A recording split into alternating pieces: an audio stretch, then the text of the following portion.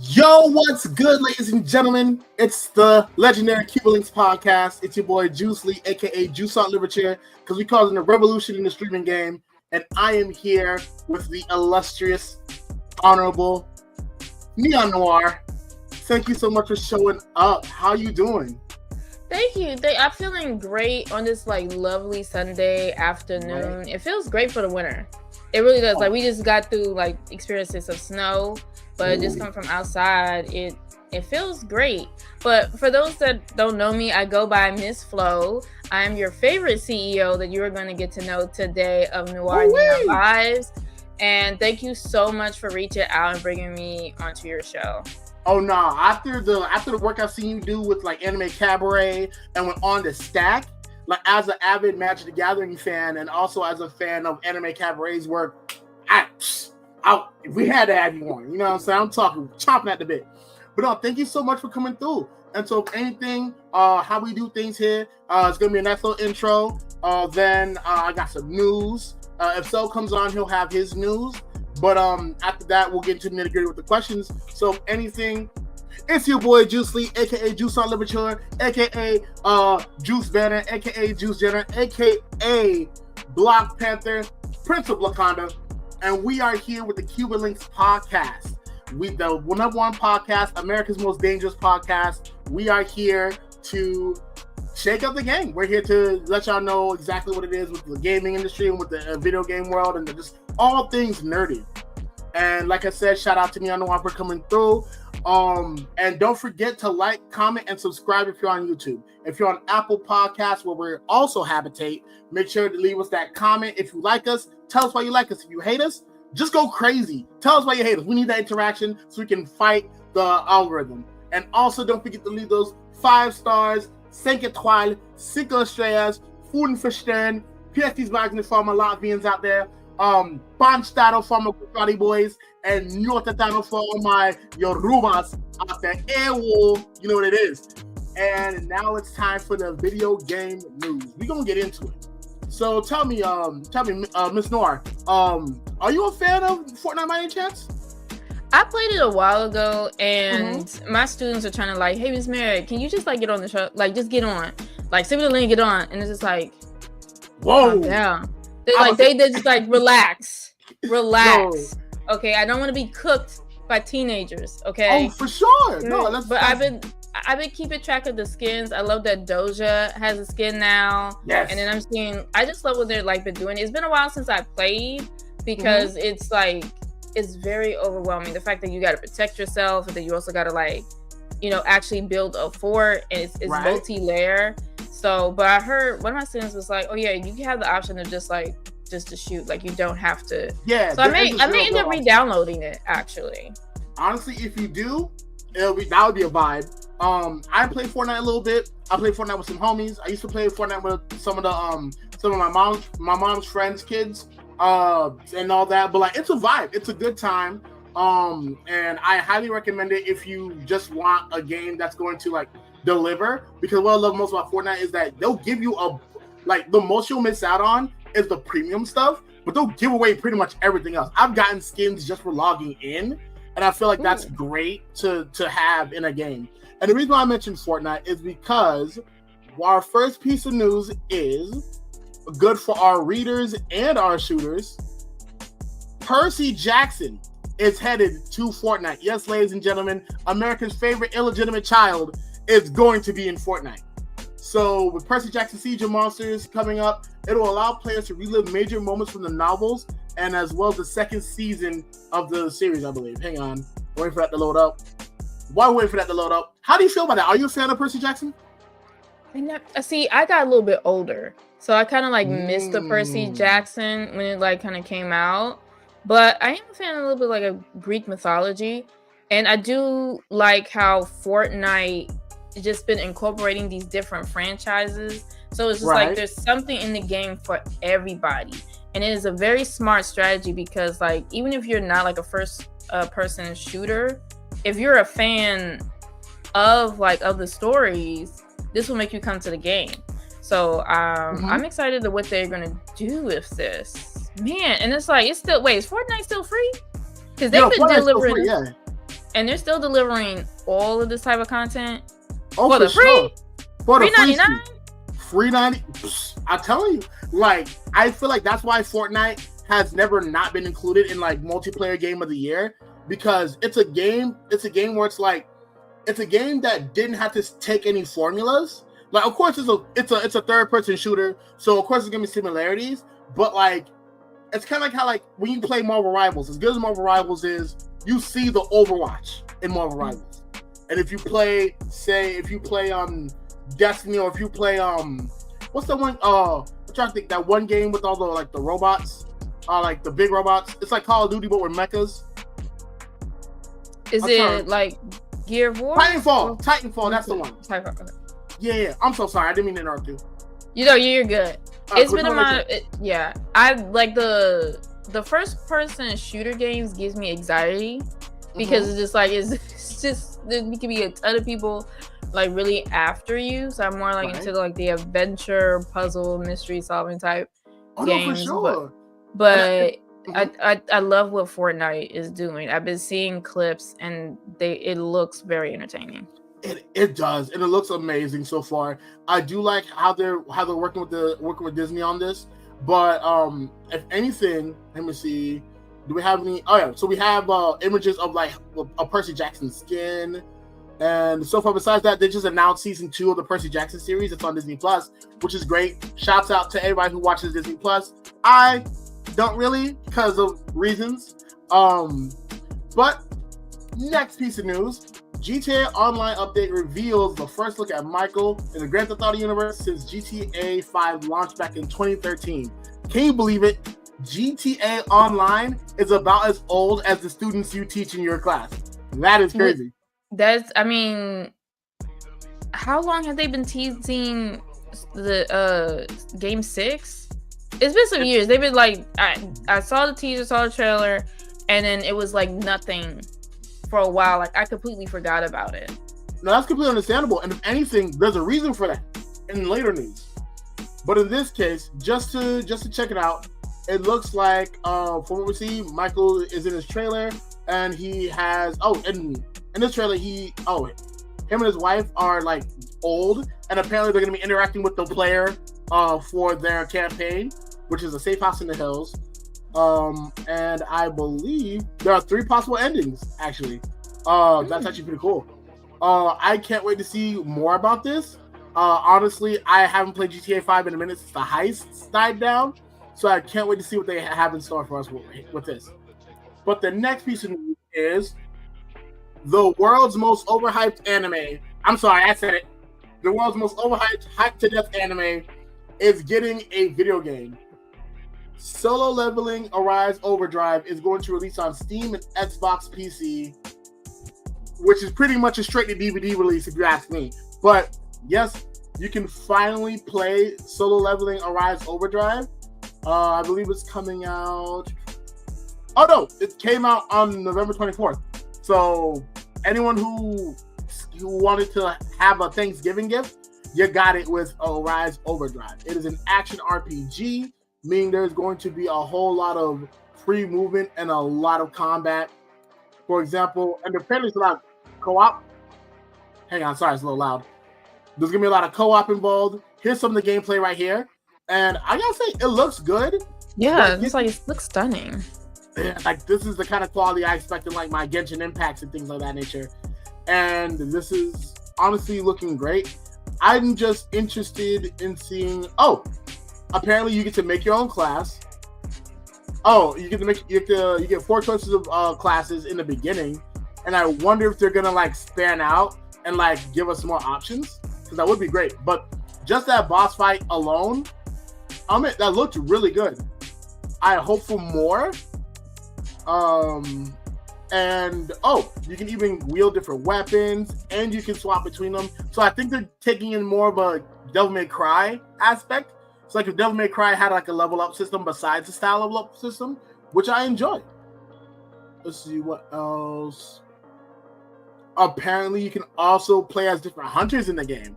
So I wonder if they're gonna do like a gacha type of thing where it's like, if you want to play as like hunter number 3495, who like ate a meteor in the series, you get to roll for it or something. I wonder how that's gonna work. Okay.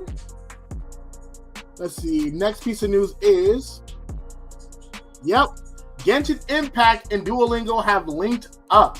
So if you weren't on your dailies before, you're gonna be on your dailies now, because apparently there's gonna be a limited 3-day streak quest available in the Duolingo app, where learners in select regions across the world can participate. And if they complete the 3-day streak quest, they can get an in-game reward like a name card and an avatar. Ooh. So Nice. hey, brush up on your Spanish. If you said you wanted to sprocken some Deutsch, you better sprocken that Deutsch. You know what I'm saying? You better get with it. Get as good as me with the languages. You can start saying 5 stars in 5 different languages. Duolingo has been doing some amazing marketing. I love what they did when it was like that Kendrick beef against Drake. Yeah. I don't know, like that sent me.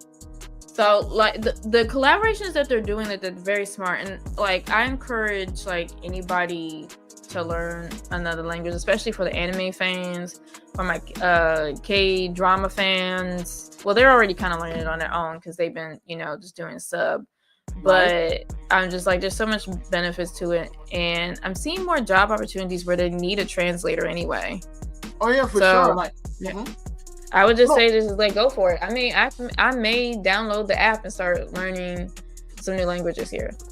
Honestly, like me, I've had like the best form of Duolingo. Living in Florida, you learn different languages on the fly. So one day it's like, hey, how you doing? Other day it's sacapet. Other day it's que lo que papi, ya tu sabes.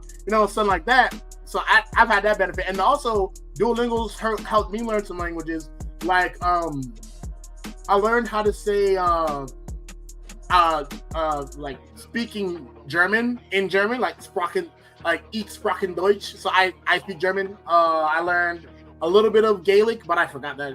But mostly, a lot of what I speak is just like French and Spanish. So when I need to brush up on that, I'll use the Duolingo for that for sure. But no, shout out Duolingo for linking up. And I think what I love most about Duolingo is that it is very much like an app that plays into its own hype of like, oh yeah, it's a language learning app, so you gotta be ready to like learn, like you gotta be ready to like do this stuff daily, and they play into it by making like the owl this like overarching like spooky guy, like when they do like the whole like, oh, did you learn your language today? They got kidnapped by the owl or some shit. Like that's funny, and it really just like says like, this is what the app is about, and we're gonna reinforce that for you in a humorous way. But speaking of reinforcing, I can't believe it. An $80 billion merger just made Netflix a major game developer. And so in this case, Netflix has agreed to buy Warner Bros. Including HBO and HBO Max. So now we could be getting a lot more content on our hands. I'm still trying to figure out how that works. I think the biggest concern everybody has right now is just the subscription price. That's the same. Yeah, that's like a lot of money for this merger. And then I remember seeing a post like concerns like for the actors, like what does it mean for the performers, in terms of like their contracts?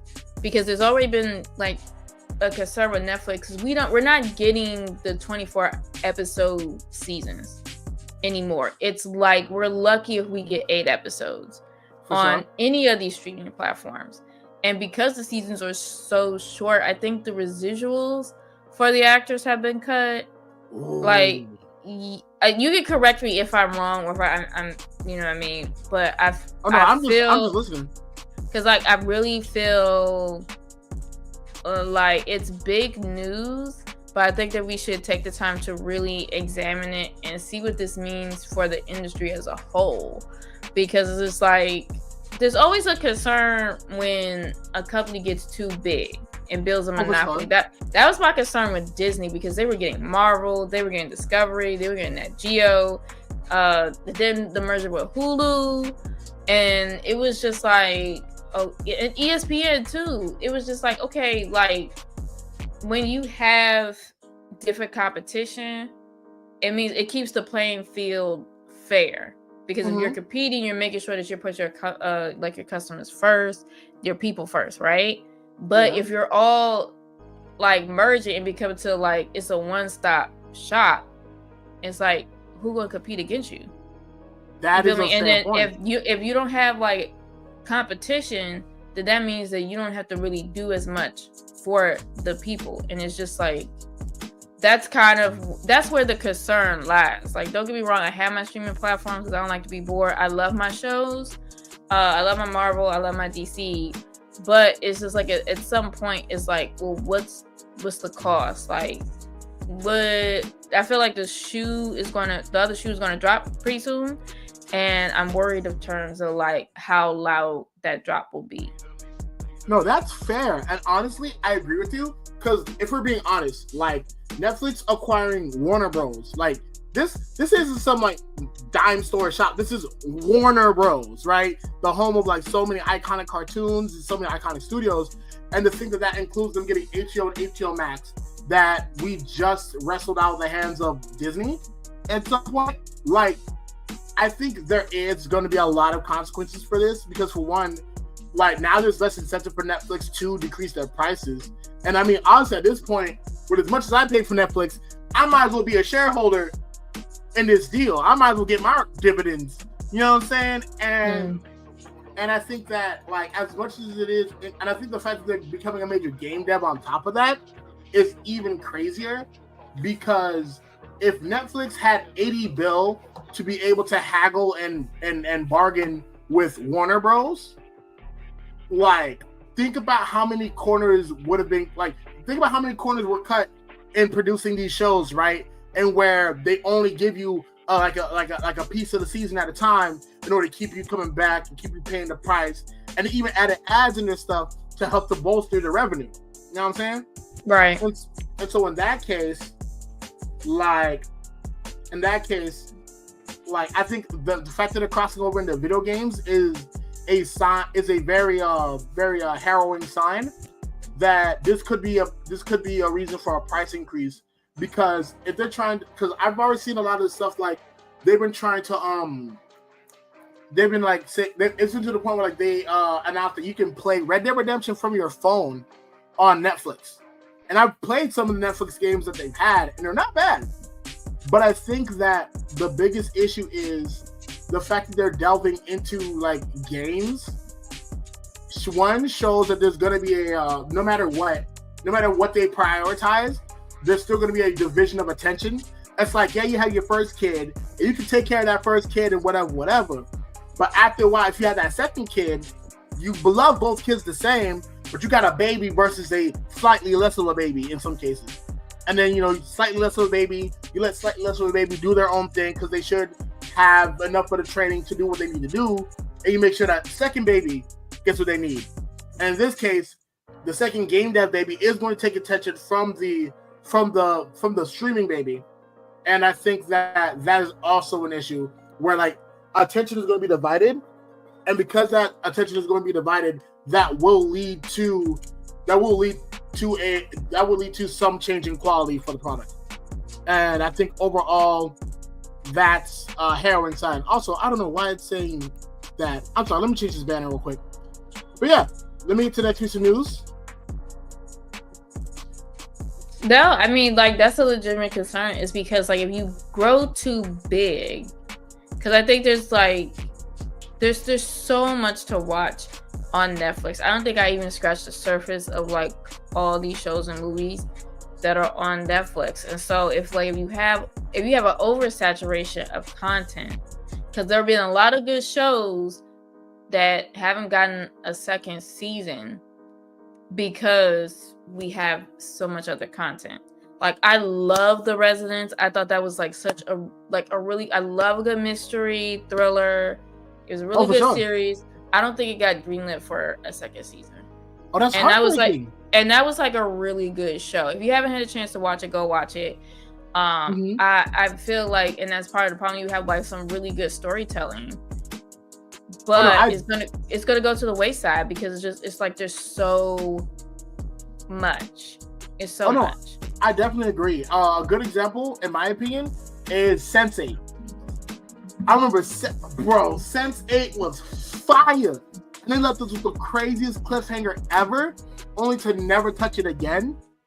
And I think that a lot of that has to do with like with a company like Netflix. They're very much like, as much as Netflix has a lot of their own stuff, and they have a treasure trove of like international films and other like IPs and properties. I think what's the big issue is that Netflix also doesn't carry their own like I think that Netflix like is too busy trying to like get on the next big thing. Like, it's very much, they'll push a murder mystery before they'll push like a poppin' like J drama, so to speak, right? Right. Or a reality series. Yeah. Those like they'll push like Love Island and all those other romantic reality shows over like good script writing. Yeah. But people eat it up and consume it. So it's just gonna be a tough market. But I would just say just pay close attention to this and just kind of see like how this is going to really affect our level of entertainment. Right. But I would say just keep an eye on it. That's all I gotta say. Oh no, that's real. That's real talk for sure. Like, stay woke. And in this case, the next piece of news: 2XKO, the League of Legends fighting game, finally has a console release window and a competitive series update. So in this case, what we're hearing about so far is that players can get new details from the future platform rollouts, as well as competitive scene plans in this latest video. I won't play too much of it, but I know that they recently just had like a media run and like different like fighting game conventions, especially like DreamHack Atlanta and things like that.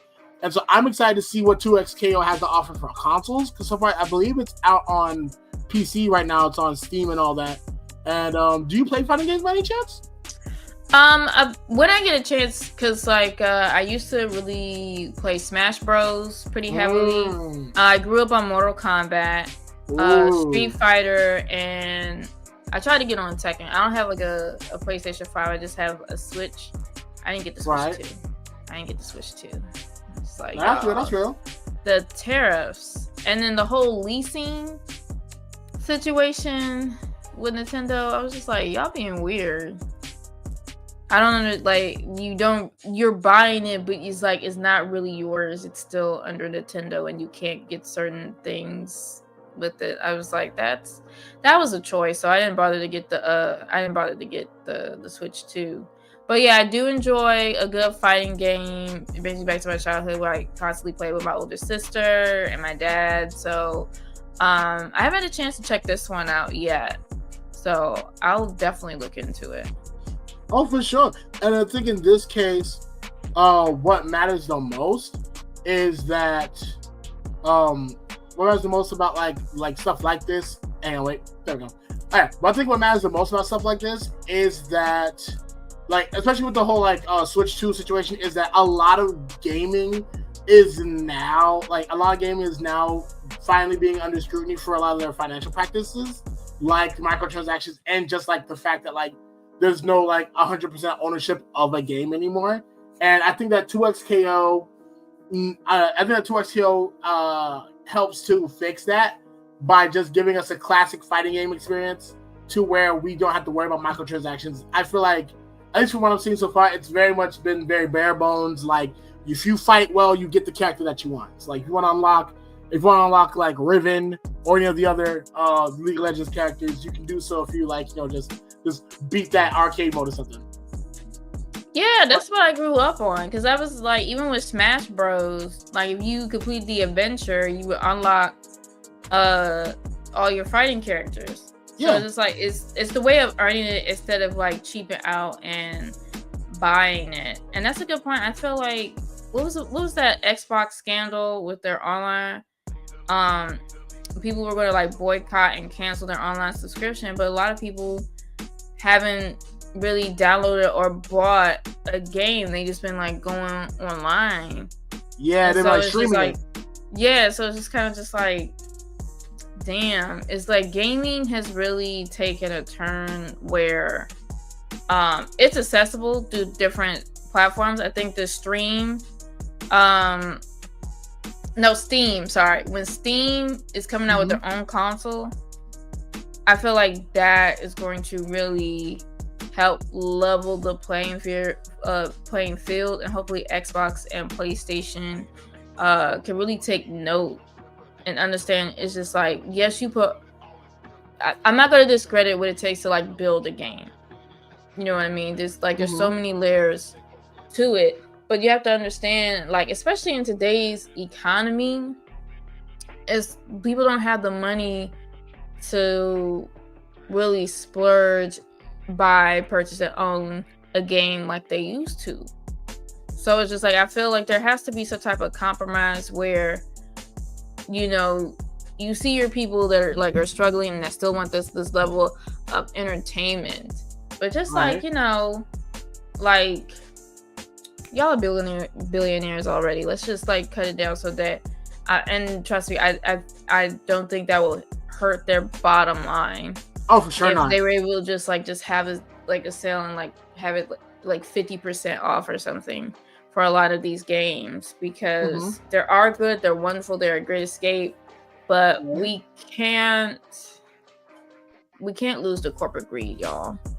Oh no, that's completely understandable. If anything, I'd like to build on that, honestly, and say that really, I think that what happened is, as soon as gaming companies saw that they could get away with like streaming games, so that way people feel like they got. Because I'll be honest, like when I first heard about streaming games, I thought it was amazing because like, yo, I don't have to buy the game anymore as long as I have the subscription, we good. But I feel like they're really filling out the waters and be like, okay, people are willing to give up their ownership rights to a game for this much money. So let's see what else we can take. And I think that's why a lot of the solutions that we had, a lot of the issues that we have in the gaming industry can be solved by voting with your dollar. Like supporting things like for one, the Steam console coming out, the fact that there's no, like, the fact that you can just play online for the love of the game, no cost, no nothing.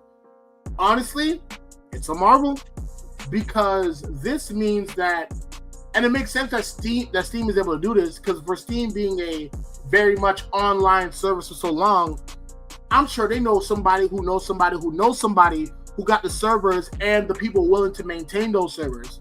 So then, like, you don't have to worry about like paying people whatever in order to get on. And also, speaking of paying people to get on, look who just came in. Yo, what up, son? Hello, Miss Flo. This is Cell. What's going on? Talking to the legendary Miss Flo. hi. What's up, man?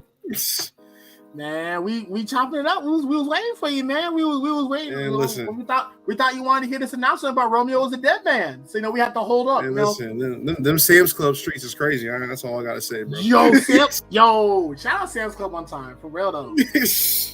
Like, you see how there's no viewers right now? That's because Cell wasn't on yet. Now That's watch crazy. them all come in. That's crazy. All I gotta do is put out the nonchalant dreadhead symbol. Nonchalant dreadhead in the comment. Let's go. Watch. Nonchalant dreadhead is crazy. We're gonna run it up to 30.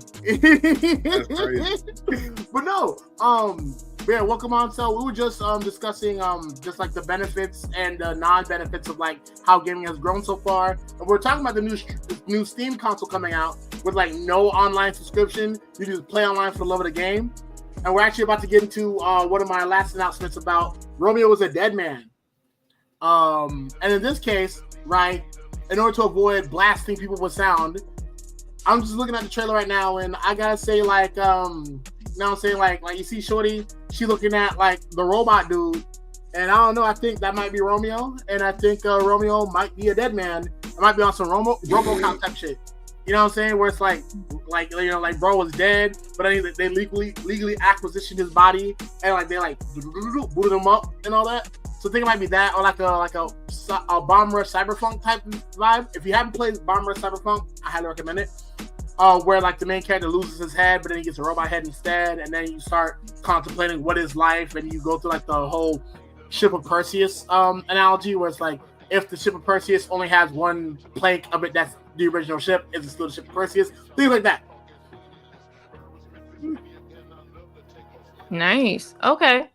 Yeah, Something you know, different. I kind of like a mess with it. It's just like a very different premise than what I've been scene. I feel like we're seeing a lot of first-person shooter type games out here. So it's good to like see like something that's a little bit peculiar, something that like kind of like really stand out. So I wish we could play the trailer just to like to really check it out. But I guess can you post the link or can we view it? Yeah, I'll view it. You might hear a blast of sound, but I'm gonna put it on mute. Okay. Okay. 17 or older? Nah, I'm a child. What are we talking about here? Well, I'm a little boy. What are we doing? Oh my God! I'm sorry. Grasshopper manufacturer. Do you know what that means? What does that mean?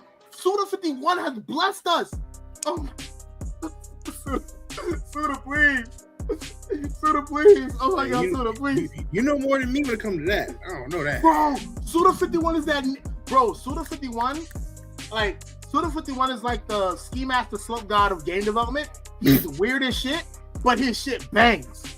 Like, imagine if, like, Tizo Touchdown was a Japanese man who was responsible for making a video game that was just a gigantic dick joke and then called it Shadows of the Damned. Like, bro, like, oh my God, I'm sorry. I'm like a Drake fan after Drake says a word. Oh my God. After Drake says a word is crazy. Oh, please.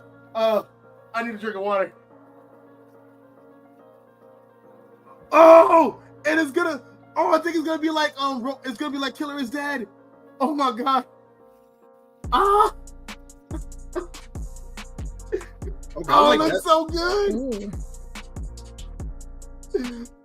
Yo. Okay, I'm liking the fighting. Cause Suda 51 don't miss. If you can name me a time Suda 51 missed, I can name you 5 times he didn't. Suda 51 is the GOAT. This looks like this is like really good graphics. Right? Yeah. And even more so, right? If you just didn't believe in the flow, if you just didn't believe in the GOAT, right? I'll put you like this. Suda 51 is the reason why we have a Samurai Champloo video game for PS2. Bro, I forgot all about the video game. I forgot. Yeah. Suda 51. Suda 51 existed. Straight bless in the hood, bro. Suda 51 is the GOAT. I could go on for days about how much I love Suda 51. I have so many games from him. Mostly his No More Hero series. But Suda 51 is like if Salvador Dali made video games. Very much surrealist games where the message is there is no fucking message. And like I could sing his praises for days, but let me finish the rest of this before I drake out real quick, before I fan out.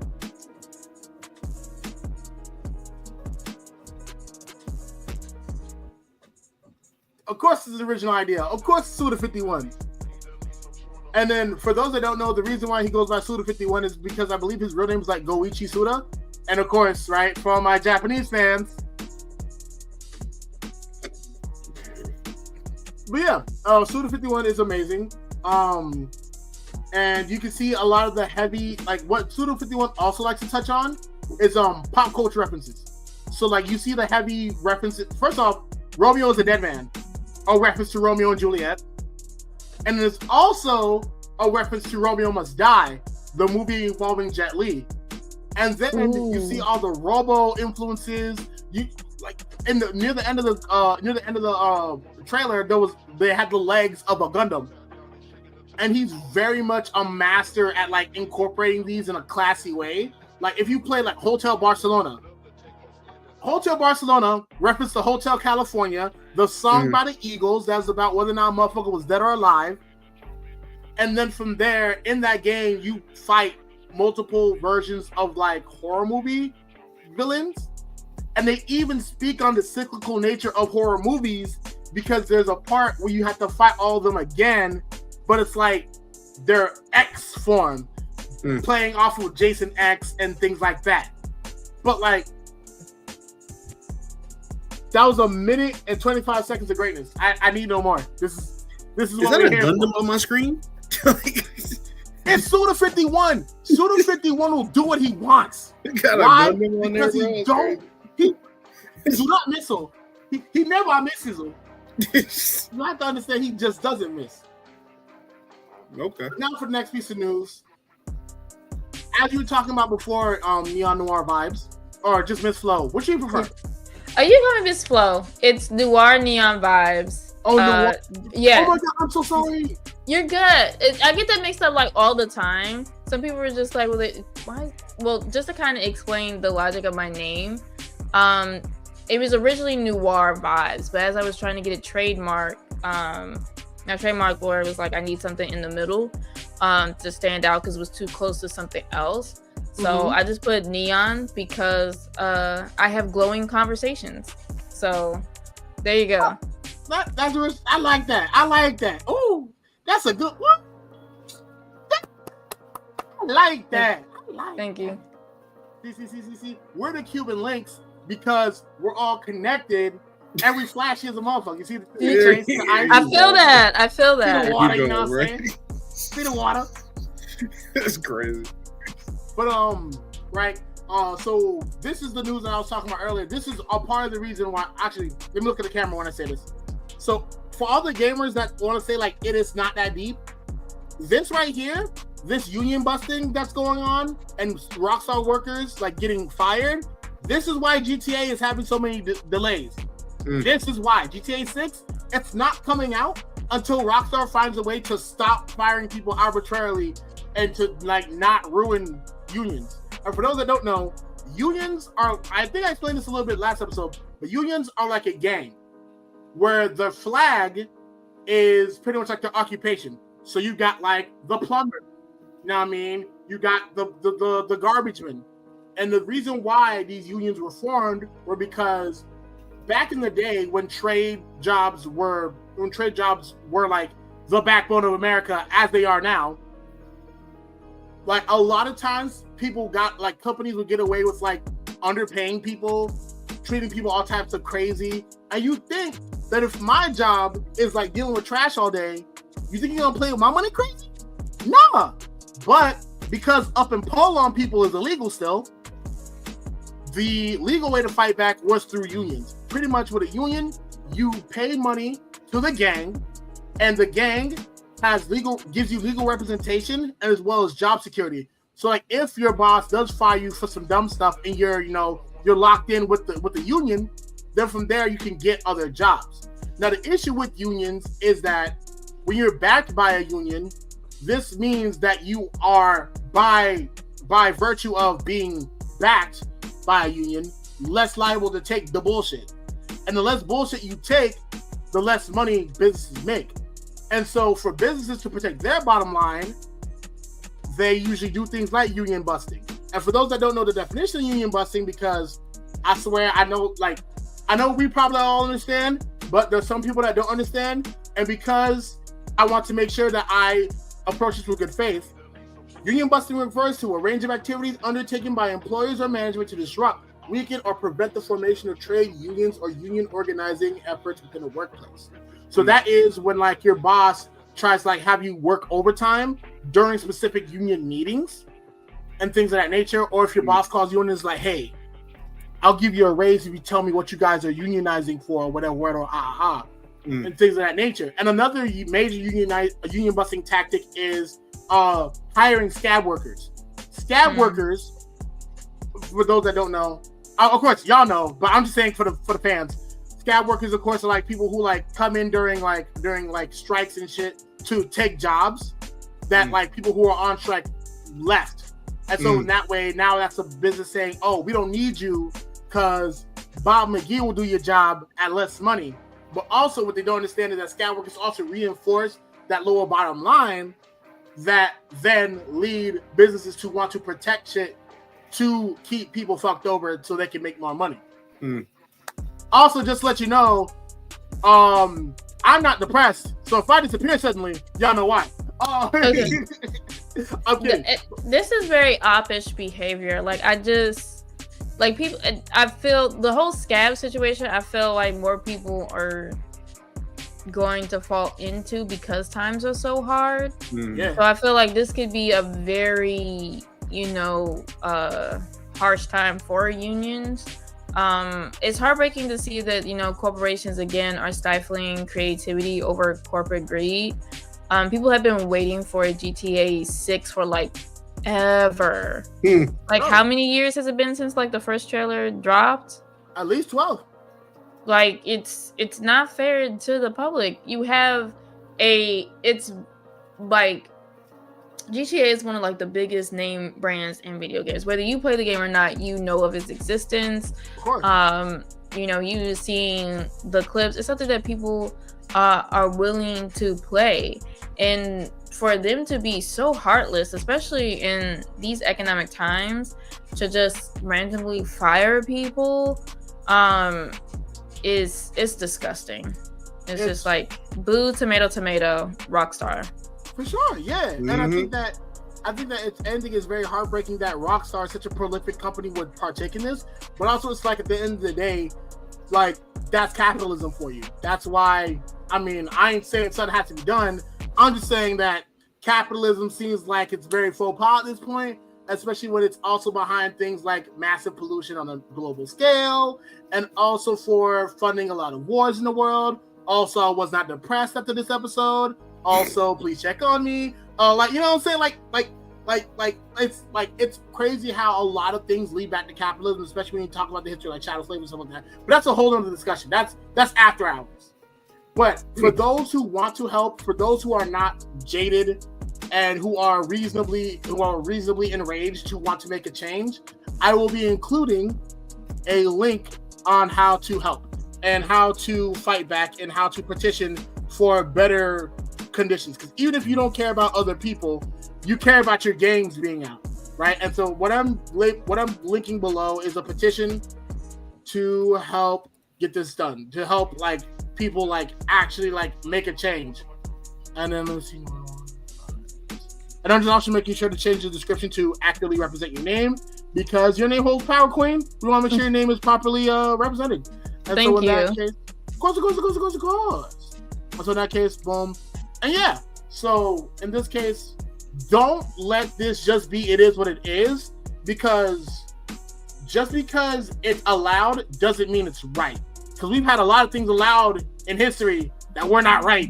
And I won't even go into details. Cough, cough, 1940s Germany. But like, just because it's allowed doesn't mean it's right. And just because and a lot of things that are right are not allowed. And so in that case, speak up, be allowed, and do what's right. You know, petition if you can, donate if you can, speak out if you can, even if you just retweet things about this. This is what's going to help make a change. And in other news, the Video Game History Foundation Winter Fundraiser 2025 is up and running. Pretty much what these guys do is that they help to preserve video games. So a lot of times when servers die out and things of that nature, that game no longer gets the support it needs to move on to stay around. Because once the server is gone, there's no reason to update. There's no reason to do ABC or EFG for that game. And what the Video Game History Foundation does is they preserve these memories, they preserve these games that tell these stories that we relate to. So if you have the chance, definitely donate. You can check out their stuff at givebutter.com, or you can just search up Video Game History Foundation Winter Fundraiser as shown here. And with that is the video game news. That's my soapbox, and I'm sticking to it. Now I'm going to pass the ball to Sel. What we got? Well, so starting off, there's going to be 4K restorations of Studio Ghibli movies next year. Ooh. Yeah. Hey, all is right with the world. And it's going to be in IMAX, and I'm kind of interested about that Princess Mononoke in 4K. I ain't gonna... That's a nice night out. I feel like that would be fun. Oh, for sure. Like, honestly, a 4K recreation of Howl's Moving Castle is gonna go stupid with a capital stupid, 2 O's. That Spirited Away, there's a lot that would probably go off with that. Honestly. Dog. 4K retelling of As the Wind Blows. So wait, are they gonna trickle out the releases, or are they gonna have it show like all in one day, like back to back? Back to the question. It doesn't say. It just says they're coming out next year. I'm hoping it's going to be like staggered. It's not going to be like a marathon for like a weekend, something like that. Like hopefully it's like, They could do a festival celebration because Studio Ghibli has really put out some bangers that just a lot of people like. If you once you hear the name, it's just like, oh, it's just like it warms your heart. So it would be cool if they had a day dedicated to showing the remasters and just like back to back. That'd be a cool festival type vibe. But I wouldn't mind if it was kind of like spaced out too, because like going to the movies, especially have you guys gone to the Alamo Theater? No. So out here, Alamo Theater is like, of course you have their nice reclining seats, but they also like they'll bring dinner to you. So it's not just you press a little button. Yeah, you like press a button. You have a menu that's not just like popcorn or nachos or hot dogs. Like you get pizza, the specialty fries, wings, things like that. So if you're looking for date ideas and you don't want to have to think about like where you're gonna go after the movies, like you can find like Alamo Theater in your city if y'all have that. And just like think about it, like just like I said, if you had a marathon of the Studio Ghibli movies, that's a pretty nice time, and you're going to be comfortable too because those seats feel amazing. Yo, I know for me in my area, in my neck of the woods, we got AMC, and we had the same thing with like dine-in movie theaters where you can like order food and you can get twisted. I'm talking like you can actually get specialty drinks and whatnot. Yeah. And like, oh yeah, they serve alcohol too. Yeah, I'm talking. Yo, so if you try and get wicked during Wicked, you can get your little Wizard and Eye shot. Start turning up. You know what I'm saying? Crazy. You know what I'm saying? That's funny. Next piece of news though, Chainsaw Man is coming to digital on December 9th, which is what? Tomorrow, Tuesday? What was that? That's like 2 days. The Tuesday, that's Tuesday. Tuesday, yeah. So if you want to, go rewatch it or see it for the first time, there you go. December 9th on digital. Yeah. Yeah. And not gonna lie, listen. The first half of the movie, bring your pillow. Bring your pillows, man. Oh, is that boring? Man, it's a slow burn. Man. I mean, but like it's the Resident Saga. Man. It's the Resident Saga. Like it's gonna be a slow burn in the beginning because like, let's be real, like Shorty, that was his Mona Lisa. Y'all know the Kendrick song. That was his Mona Lisa. My issue is I didn't read Chainsaw Man, so going into it, I didn't know what I was going to expect. I thought it was going to be all gas, no brakes the entire movie. Nah. Yeah, see, that was your problem. You niggas forgot. Like, see, that's what's wrong with niggas, not you. Oh, really? Like, tell me what's wrong with me, sir. Nah, cause niggas like to leap before they look and then get mad they hit the motherfucking ground. That's what niggas like to do. Niggas like to once and wane. Niggas love to like no, cause like if you read too many people have been hearing Chainsaw Man and they think, oh, just a gooner anime, or it's just this, or it's just that. Like real shit be happening, bro. Like niggas be falling in love and getting scammed and shit, bro. Like Denji's a victim, bro. Like his life was harsh starting out. For sure, bro. He sold his own nut to make money just to eat, bro. Like, come on, B. Like, if he was really out here, like, getting it, like, bro, like, and then not only to then be groomed by 2 grown-ass women, he then ends up getting finessed by a 3rd woman, only to then go on and be beefing with 3 more. Whoa. 3 more women. Wow. In the most current chapter of the manga. You talk about some, like, they be like, oh, Denji's just a teenager. You was getting scanned by demons when you was a teenager? The whole fate of the world was relying on who you put your thing in as a teenager? Is that what you was going through? Both ways in the snow? Both ways in the snow was crazy. I'm sorry. Is that what we talking about, brothers?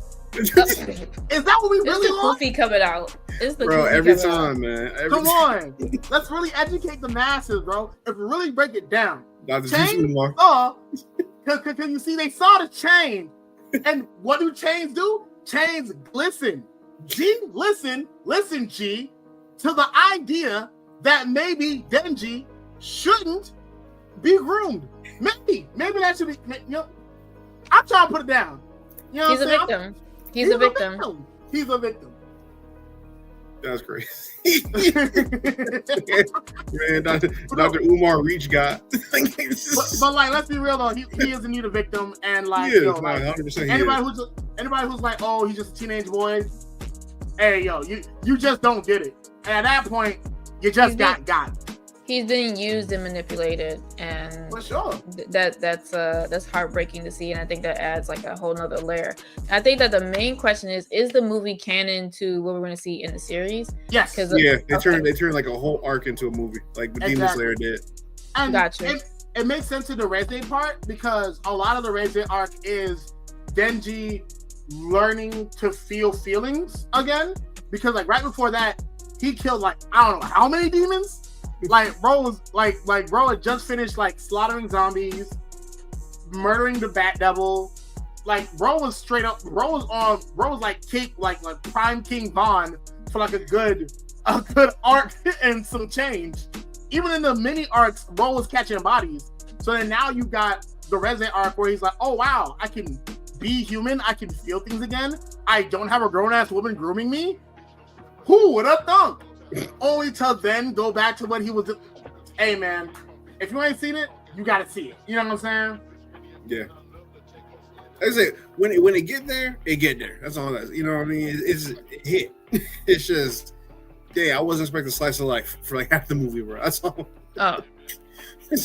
God forbid a victim have a life outside of killing niggas. I'm just saying. I didn't read it. I'm going to Chainsaw Man thinking they be fighting. So. We gotta leave room for storytelling. Not everything has to be like so action driven. Right. And I think because like shonen anime has dominated a lot of the anime streaming platforms and sections, is that people forget like a character can be layered. There's more to the character than just the violent side of them. So I appreciate Chainsaw kind of like shaking things up a little bit. Oh, for sure. And also like niggas swear they want representation for men and their problems, but as soon as they get it, they can't even see it. Blind to it. It's just like blinded by the lights. But of course, what's the next piece of news? Man, whatever, bro. Code Geass fans, there's gonna be a new anime and new manga. So if you like Code Geass, get some movie. Listen, don't hate. Oh, get that hate out your heart. Niggas be swearing, oh yeah, no, Code Geass the greatest mecha anime ever. Bingo's right there. Gundam's right there. What are you talking about, son? What are you really talking about? I've seen too many Gundams that I had to bring my pillow for. That's all I gotta say, bro. That's because you're watching the wrong. Like that's like saying, "Oh my god, rap is so boring. I've just been listening to Earl Sweatshirt." Nigga, listen to someone else. There's so many other rappers. There's so many other Gundams. Iron Blooded Orphan, Witch of Mercury, G Gundam. You want some hype Gundam? There's hype Gundam out there. There's big Robo for you, dog. It's not my fault that you was listening to a J. Cole album all your life, and that's what you think rap is. It's great. Don't hate on Gundam Wing. Don't do this. But you just said you was falling asleep for that shit. So my bad. I'm sorry you had to listen to For Your Eyes Only, and you never got to listen to Friday Night Lights, my nigga. I'm sorry you never got to listen to 2014 Forest Drive, nigga. I'm sorry all you got was Truly Yours, my nigga. That's on you. That's on you, my nigga. That's crazy. Whatever, bro. I'll go peep other Gundam then, all right. My Hero Academia Vigilantes is another season on the way, coming in January. So yes, My Hero fans, y'all still getting, milked. Pause. That's crazy, nigga. Listen. Mysterio Wanda Sword Season 2, that's coming out. They got a trailer for that. I gotta say, I heard things about it. I just haven't checked it out. I've been slacking in my macking. I hear it's cracking. I haven't seen it either. I heard it's fine. I haven't watched it yet. That's crazy. crazy. Juice, this one's for you, right? Trigun, the new Trigun anime, right? They got the trailer out, cast is out, theme song out, and it's coming out January 10th. Yes. That man loves Trigun, bro.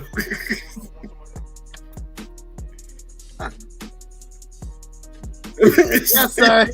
Yes, sir. You see that hat? Are we gonna have the same?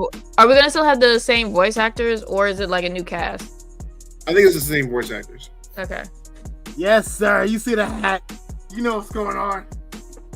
Real niggas win. The fact that you actually got merch for Trigun Stampede, when no one talks about that anime for real. I feel like it's another one that got slept on. Isn't that where Johnny on Botch got his like first break in the anime? I think that was like his big voice acting role. Yeah, like being Master Stampede. Yeah, put him on. So put respect on Trigun. You know what I'm saying? Like they talking about Trigun Stampede ain't whatever. So like you know what I'm saying? Like it's not my fault that y'all ain't ready for the beauty that is Trigun Stampede and all the amazing animation. I like Trigun. Okay, despite what Juice may think to my last episode, I do like Trigun. Lying ass nigga. Still lying to these niggas. Still lying to Miss NeonNoir Vibes. Still lying. I don't know but tell the truth. This one is probably just for me. I don't care. World Trigger anime is getting a reboot. Oh. Don't hate on World Trigger, sir. Don't hate on World Trigger, bro. I'm just saying, ain't no one ever say, hey yo, put on that what's that nigga name? Smoke, put on that smoke perp. That's all I'm saying. No one says put on that smoke perp. Just cause you don't like it don't mean. I ain't trying to be disrespectful. I'm just saying, like, hey, I ain't never heard no one say, dang, bro, put on that Dex. Yeah, whatever, bro. And the last piece of news is the JJK movie is out, so go ahead and watch that. Yes, sir. The best opening the JJK ever put out, man. I don't care. I need to catch up. I got season 1 because it was on HBO Max, and then they pulled it for some reason. It was on so Max. I got spoiled on season 2, but I definitely want to but I want to catch up. I really enjoyed that. I think you definitely should. I feel like what makes Jujutsu Kaisen so great is that it breaks shonen stereotypes. The only time it doesn't break a stereotype is like near the end of the like manga, because like what happens at the end. But but a lot of it just breaks the stereotypes. Just like, oh, sometimes the main character is just better than the rival. Like, bro, listen. Sometimes the rival is the one who's actually the victim. Like, if we're being real, Megumi had Naruto's backstory. No parents. He had no parents. Don't talk to me about that man, Megumi, bro. Listen. And that nigga was fighting a demon he couldn't control. And then we have Yuji, naturally talented, loved by everybody, had an evil phase, only to then go on to be completely forgiven and now be the new super cop of the league. Listen, the next arc is like my favorite arc in JJK and everything. Boy, that shit pissed me off so bad. Oh, it pissed me off so many times. We're now to see you to get his ass whooped. That's not even what pissed me off. Yeah, those fight scenes are incredible. Yeah, definitely like catch up before the arc comes out because they are going to spoil you 100%. Yeah, I say. But also, Specials by King New is the best opening. Just to let you know. You're laced. So anyway, laced. First off, King New doesn't miss. You watch your mouth, sir. He missed with that opening. That opening is trash. You are my special. That jump trash. After something really messed up happens, and then it's just like happy music. JoJo's. Yeah, that's JoJo's. For sure, that's JoJo's. Motherfucker like gets smoked, and then all of a sudden you hear Freaking You by Jodeci. Like, come on, bro. Man, every time I close my eyes, bro, so like everybody, I wake up feeling so horny. That should be cool. Yeah, every time someone gets smoked, like, come on. Bro. Bruno died, and them niggas talk. So every time I close my eyes, I said, bro, if you don't get this bullshit, like, what? And I know it's gonna be worse with Steel Ball Run because know they put Pony in there. Genuine is at the point in his career where he put that shit in JoJo's. So I know they gotta put that in JoJo's. So I know when that nigga, when that one guy gets, you know what I'm saying? Yeah. You're gonna hear if you're horny, let's do it. Yeah. I'm mad too. He's so mad.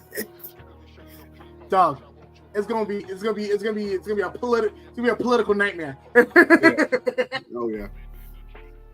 But you know, the real reason why everybody here, you know. Yes. Hello, Miss Flo. We've got all the questions to ask you today. First question right off the bat. Top 5 anime. Ooh. Top 5 anime. I don't know if I can put it in order, but in order. In order. Ooh, okay. I would say my first pick, and then I had like something that has really got me excited about anime is Spy Family, because that's a good one. I really just love the idea. If you haven't seen Spy Family, it is about the spy. He has to put together a family really quickly for his mission. So he adopted a daughter from the orphanage, not realizing that she is psychic. And then he has to find a wife.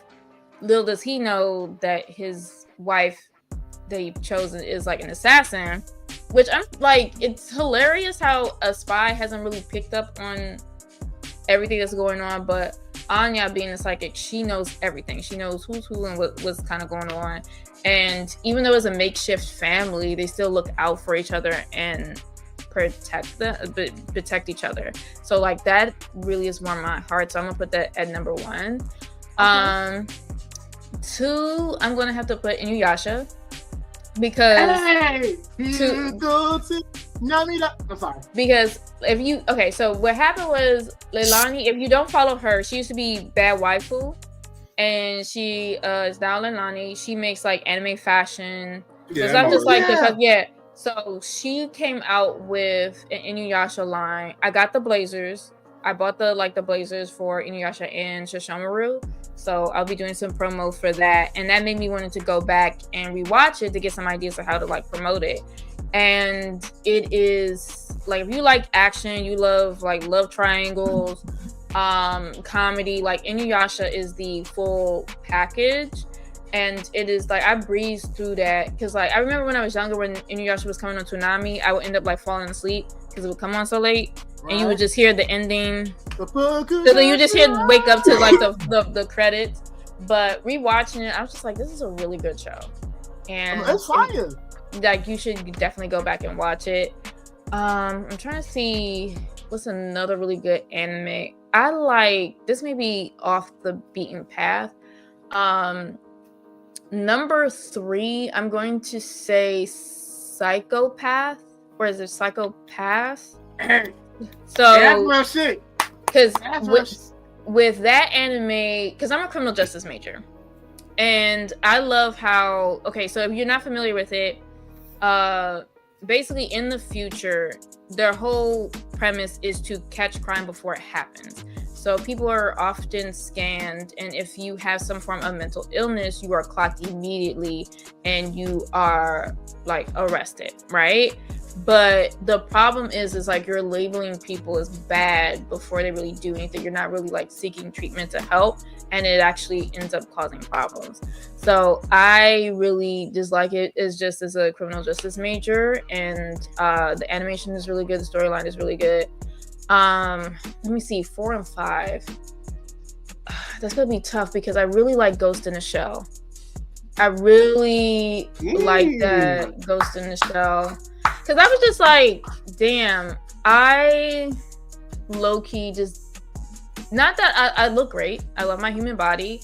But because I do so much, I just don't like all the functions of the human body. And I would just like to just be just a robot, just to like be able to do things or whatever. And again, I love like the crime mystery aspect of it. It was really, really super cool. Didn't care for the live action. I just think, I'm sorry, I love Scarlett Johansson. I just think not everything got to be a live action. I'm gonna just say that it's just like it's a cult classic that has gotten a number of like reboots, and that it still holds up very, very well.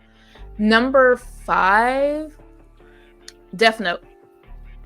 I definitely love Death Note because just over the conversation that it poses, just to have the power to like, okay, you can end somebody with just writing their name in the book, right?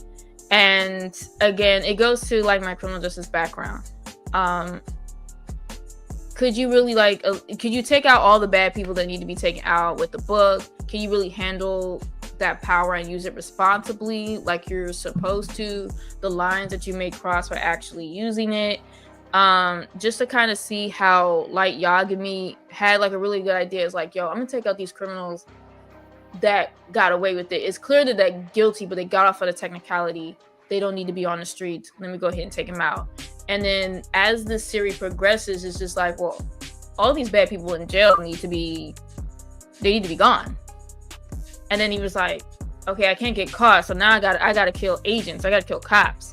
And it's just like, ooh, his dissension into becoming the very thing he sought to get rid of it's very interesting to watch. And the whole I guess the cat and mouse game between L and Light, very good. The way like it keeps you on the edge of your seat. Again, did not like the live action movie outside of having Black L. I think that was because like what's my boy's name? Because he's like so good in Atlanta. Oh, that's like Keith Stanfield. Yeah, like I thought like he did like very well, but I just didn't like the way that they made it more so like, oh, it's the Shinigami's fault that Light is doing all of this. And I was just like, no, was it Ryu? I'm thinking Street Fighter. No, Ryuki. Like, he was just like, yo, you found my book. Here are the rules and stipulations. You can either relinquish it, let it go, forget all of this happened, or you could try to use it. So it wasn't, and then in the movie, it was just like the Shinigami was like really pushing Light to use it. And I didn't really like that because it's like, oh, the devil made me do it type concept as opposed to like free will. You know what I mean? But I also like the discussion around, it's just like, okay, if you had this ability, you know, the ethical conversation, the moral conversations around it is it's very striking. Younger me would probably be on Light side for a little bit, but as I got older, I'm just like, you can't be killing everybody in prison because like everybody in prison may not be guilty. You know what I mean? And that's as I learned, like, as a criminal justice major. And also the fact that, you know, some people deserve some form of redemption or a chance to, you know, reintegrate into society, you know, once they learn their lesson. You know what I mean? So, yeah, that's my top 5. That's solid. I like it. Cycle pass. That's all I needed to know. Honestly, the fact you had had Inuyasha in your top 5 is very pro-black because what people don't know is that the concept of Inuyasha actually came from a Tyler Perry movie. I don't think so. Kagome wasn't treated bad. She wasn't treated badly. Like, she was not. You know what I mean? Kikyo. Nah, it was Inuyasha. Inuyasha was the one getting abused for sure. Like, yeah, I felt. Don't get me started. Kikyo. Kikyo got on my nerves. Bro. They told you what happened, and you're still on your BS. It's like, girl. She pissed me off so bad. You're stealing souls. You're still like, I hate you, Inuyasha. It wasn't me. We were set up. Multiple people had told you this, and it's just like they it's done been broke up and all that. Like they done been broke up and all. I was like, nope. It's just what's up? It was. I'm saying, but it was like, it was really good television, and it had like everything that you would want in an anime, no matter like what you're into. If you're into fighting, they had good fight scenes. If you're into romance, love triangle, they had that. Twists and turns, betrayal, like it was a really solid anime. And I feel like I I don't think it get talked about enough because everybody wants to talk about like Dragon Ball Z and Naruto, which I mean, again, Naruto has some like, probably about the same. Again, good action, thoughts betrayal, love interest, all of that. We're not gonna talk about Boruto. I saw a few episodes of that, and I was just like, okay, I just want to see what they grew up into. I don't really care about the kids too much. Sorry. Yeah. It really don't get good until the time skip for real. But I feel like Inuyasha and some of the other things that I listed, I think are definitely worth a watch if you haven't had a chance to check it out. And like I said, it's just like I just want like a break from everything. Can't be shonen. You know what I mean? Shonen has put out some classics that I feel is really connected to a lot of the current, or at least the anime fans around my age. But I do like something that's like a little bit different, a little off the beaten path, something that's a little bit weird. My honorable mentions, I do like what's the one where he used to be he was in the mob, but now he's a house husband. Like that's, I don't watch too much like slice of life. And then Host Club, I did enjoy like Host Club, so those are my 2 honorable mentions as well. Damn. That's a diverse list. I ain't gonna. Yeah, I feel like it's like all over the place. I like different stories. I just feel like with like what's the one like Black Clover? It's like Naruto meets Harry Potter. So that's why like I haven't really like dived into that. I know a few of my students were talking about it, but I'm just like it's the same plot point where you have like the orphan kid that's trying to kind of be at the top of whatever power system is going on, and it gets a little bit stale after that, because if you watch as much anime as I have, you start to predict things or see things coming. So I do like to see something that's like very bizarre and like a something different. You know what I mean? Change it up. Shake it up. I completely understand. If anything, I definitely agree with that sentiment wholeheartedly. And I think that your top 5 has been amazing so far. So I guess the next question is, I'll admit, I did a little research. I looked into you a little bit. And, of course, besides the fact that you mentioned them before the episode started, I gotta say, as a teacher, do you teach a particular subject or do you teach all subjects? No, I teach journalism. So about how I started my teaching career, I actually teach at the high school that I graduated from. Ooh, So I was part of the journalism program when I was in high school. I was the editor-in-chief of Friendship News Network when we were doing the magazine Rated T. And then I was asked to originally come back as the webmaster to basically put all of the students' work on a website. And then my boss, shout out to Ms. Kaufman, she was like, we need an advisor. So I was like, okay, I'll come back and I'll do the after school program. I did that for a couple of years, and then we got to talking and saying, like, if we really want to produce what we want to produce, it needs to be a class. So I think I started teaching like the class officially, I want to say like maybe around 2014, 2015. And I've been teaching ever since. And it has evolved, because we used to just like do writing. And then my students really wanted to do photography, but we couldn't bring anybody to like be the photography teacher for our program. So with the help of my sister, she does photography as well on the side. She recommended me a YouTuber, Jared Poland, Frono's Photo.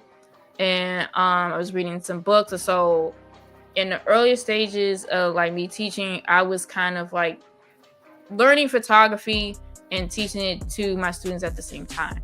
Ooh, and okay. yeah, so and then I had like students were asking like, hey, can we make videos? Can we do a podcast? And so then I had to learn video production.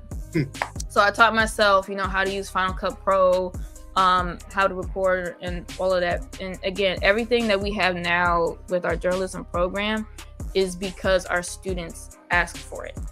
And now we're to the point like we got a YouTube channel.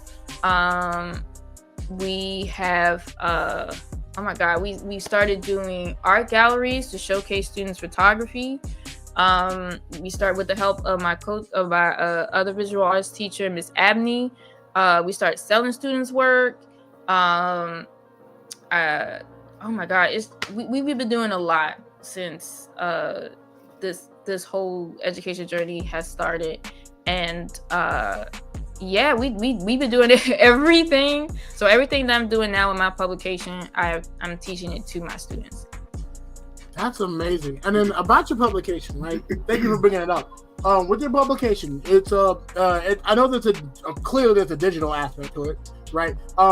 Is it just strictly digital? Do you have any like newspapers and things of that nature, or is it just strictly digital? It's strictly digital, mostly because like print is just so expensive right now. Sure. And I really started my publication out of a whim just to see if I could do it. So, but like most businesses today, it started during the pandemic. And again, I gotta shout out my students because they influenced me so much. I started seeing some students, they started their own LLC.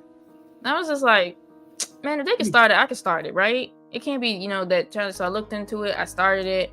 And like I said, originally it was Noir Vibes. I was doing, different experimenting with my first original podcast, Go With The Flow. And I was like streaming a little bit on Twitch. And, I was good with photography. I could write.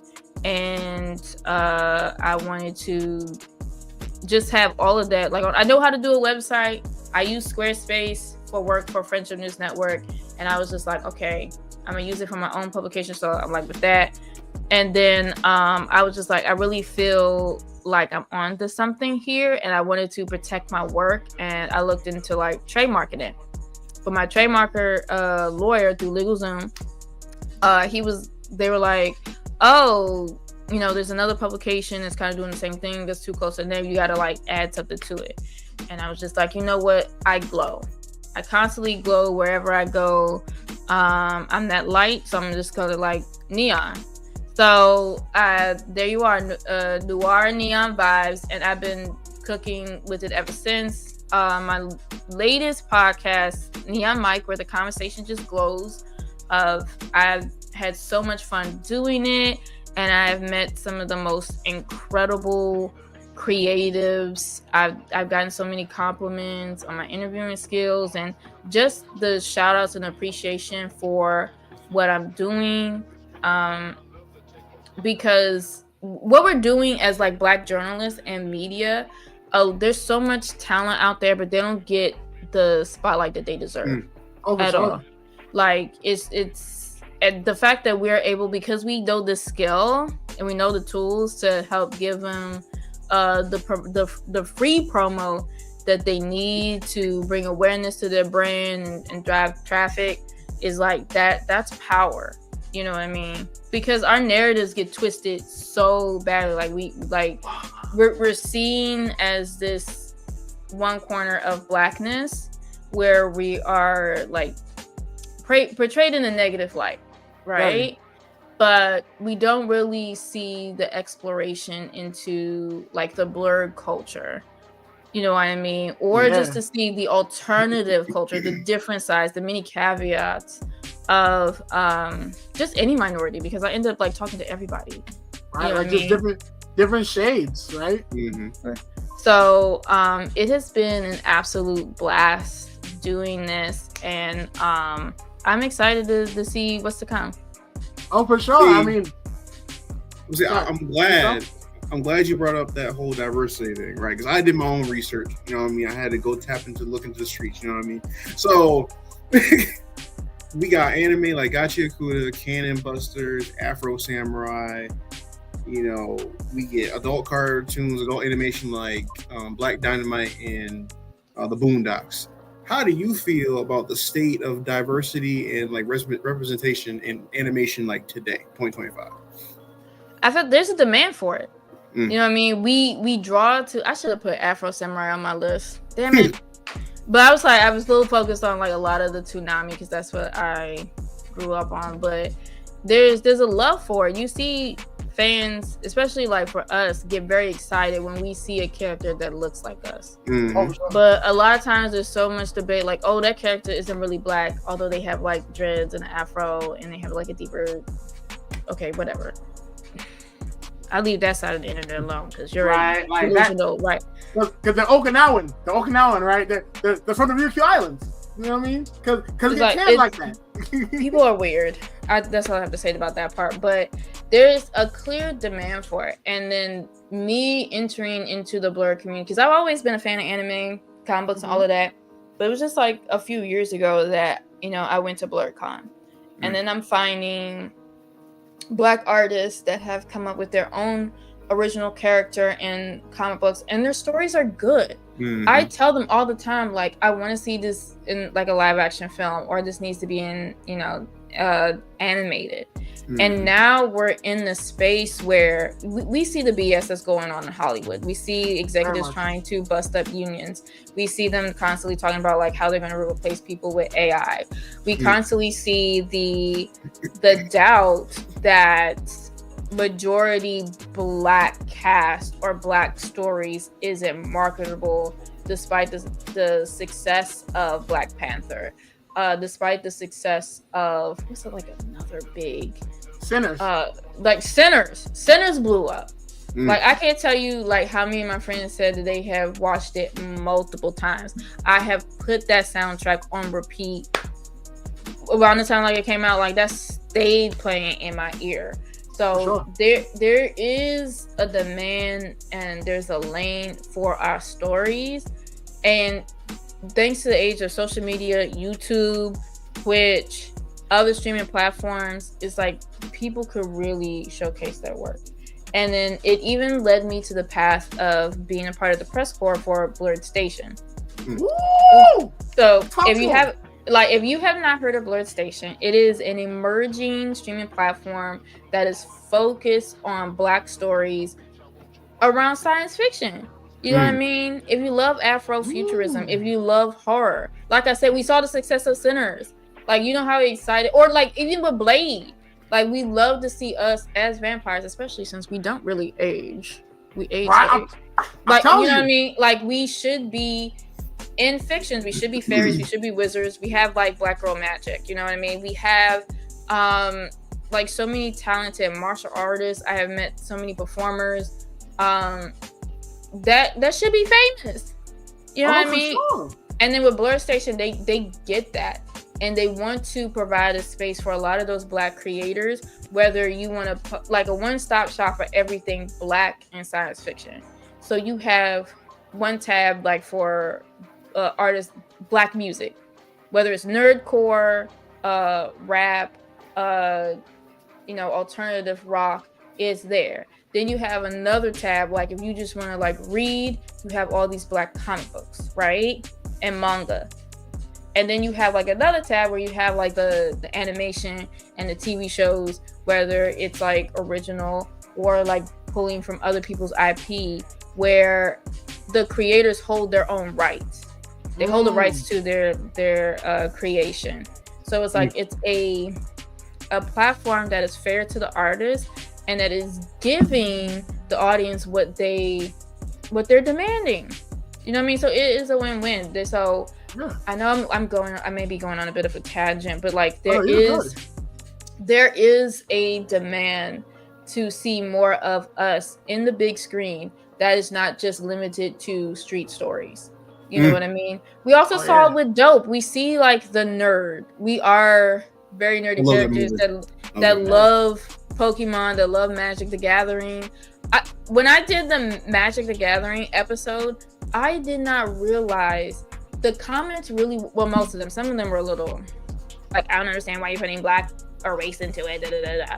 But if you actually read the comments, there were like there were so many people that were just like, well, in my area, I'm Black, but I don't see too many of us in Magic the Gathering spaces, and I wish I had something like this in my town. You know what I mean? What? Or like, how can I join? You know what I mean? Or I didn't know that I didn't know like y'all were having this in the DMV area. And shout out to Jazz and her whole team, because they will teach you the game. Like I I've heard of Magic Gathering, but it's just like after doing that episode and learning how to play, like I want to get more into it when I had the time, because I'd be I didn't know. You know, Hey, I got you know what I mean? You know what I'm saying? So just imagine if like you were to connect with Jazz and start doing a chapter on the stack in Florida. You know what I mean? And what that would mean to, you know what I mean? Like what it would mean to like create a circuit where there are safe blurred spaces. Because people like to be in the comments like, oh, there's no need for y'all to segregate, or like, you know, I have black and white friends, or like we're a pretty diverse group of people and we're able to like really play together. Well, that's great maybe in your area, but across the United States, it's not really like that. We saw it with that poor cosplayer Ash. You know what I mean? That she got bullied and it cost her life. For sure. Because like I don't think they had the appropriate support system, you know, to withstand all that negativity.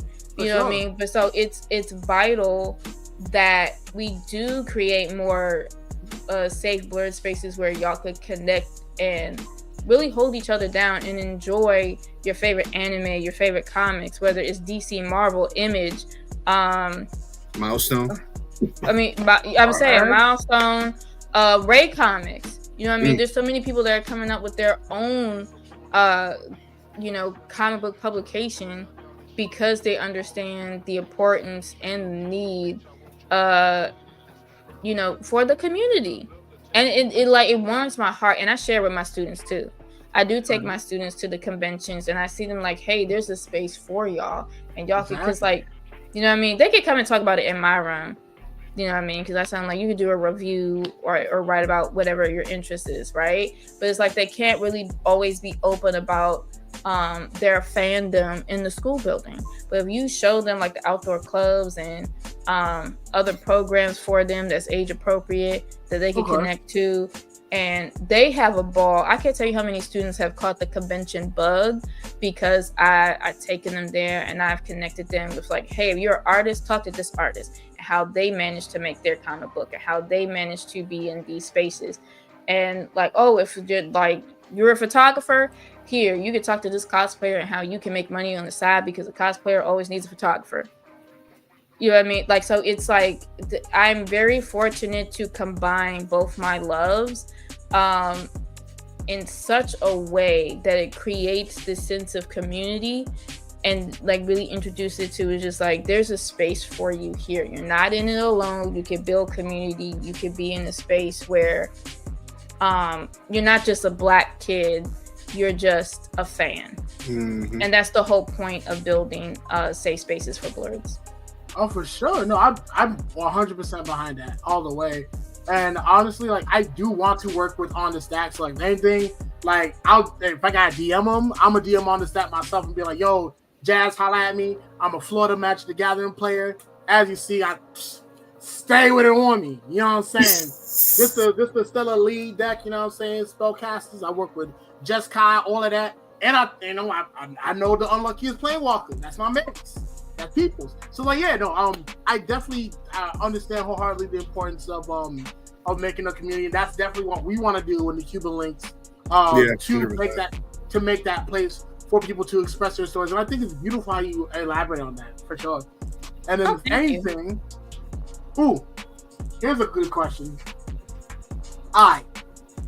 If you could do like an interview with any anime character, who would it be? Ooh, that's a good question. I'm trying to think. And I'm trying to also like I'm scrolling through my top 5s. So I would probably have a sit down with Anya to see how much she knows, because I know she got a T for like she has to know everything. That is true. Like, you want to get the scoop on like what's really happening. Granted, she's like what, 5, 6 on the show, but little kids are fun to talk to. They're always hilarious. Like hilarious. So, but the fact that she's also psychic and she knows certain things, but she may like try to hide it, but it's just like I would love to talk to her.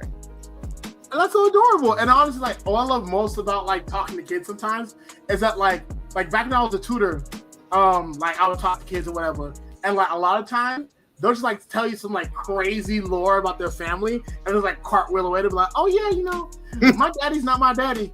Whee! And then like cartwheel away. And that should be high key funny sometimes. And I'll be like, oh yeah, my mommy's cartwheel away is crazy. And just like backflip and shit. Like them kids, bro, that should be funny. I remember one time I was in out like back when I was working for Boys and Girls Club, I would actually like talk like actually like do math problems with kids and stuff. And like one time one kid was like, oh yeah, what's infinity times infinity? And I was like, well, that's just infinity. Like, what's infinity times God? It's like, well, in that case, that'd still be infinity because both quantities are infinite. And like to really be able to like see like kids in general just want to learn and want to understand things, it's fire. So I feel like an interview with Anya would be so heartwarming, and she'd be like, "Oh yeah, my daddy, I'm supposed to stop a nuclear bomb from happening." And you know what she's saying? But like, you know what I'm saying? Like she'll instead of saying nuclear, she'll say like necular or something like that. Like I feel like that's so adorable. That would be cute. Like when she's talking about like her mom, she'll be like, "Oh yeah, my mom's planning a masstination." What she means assassination and shit. Like I feel like that would be fire for sure. Yeah, I that's my number one pick. I feel that. In that case, who would be the worst anime character to interview? I would try to think. I think Light. Light is he's very arrogant, and he would kind of like try to. Edna also is just like he masks very well. It's like he's very unassuming, but it was just like he'll probably try to play it off as like, you know how he does like the inner monologue, so it'll just be like looking off, like just staring for a lot of moments, like thinking, oh well, she'll never figure out what I'm thinking or never get anything out of me.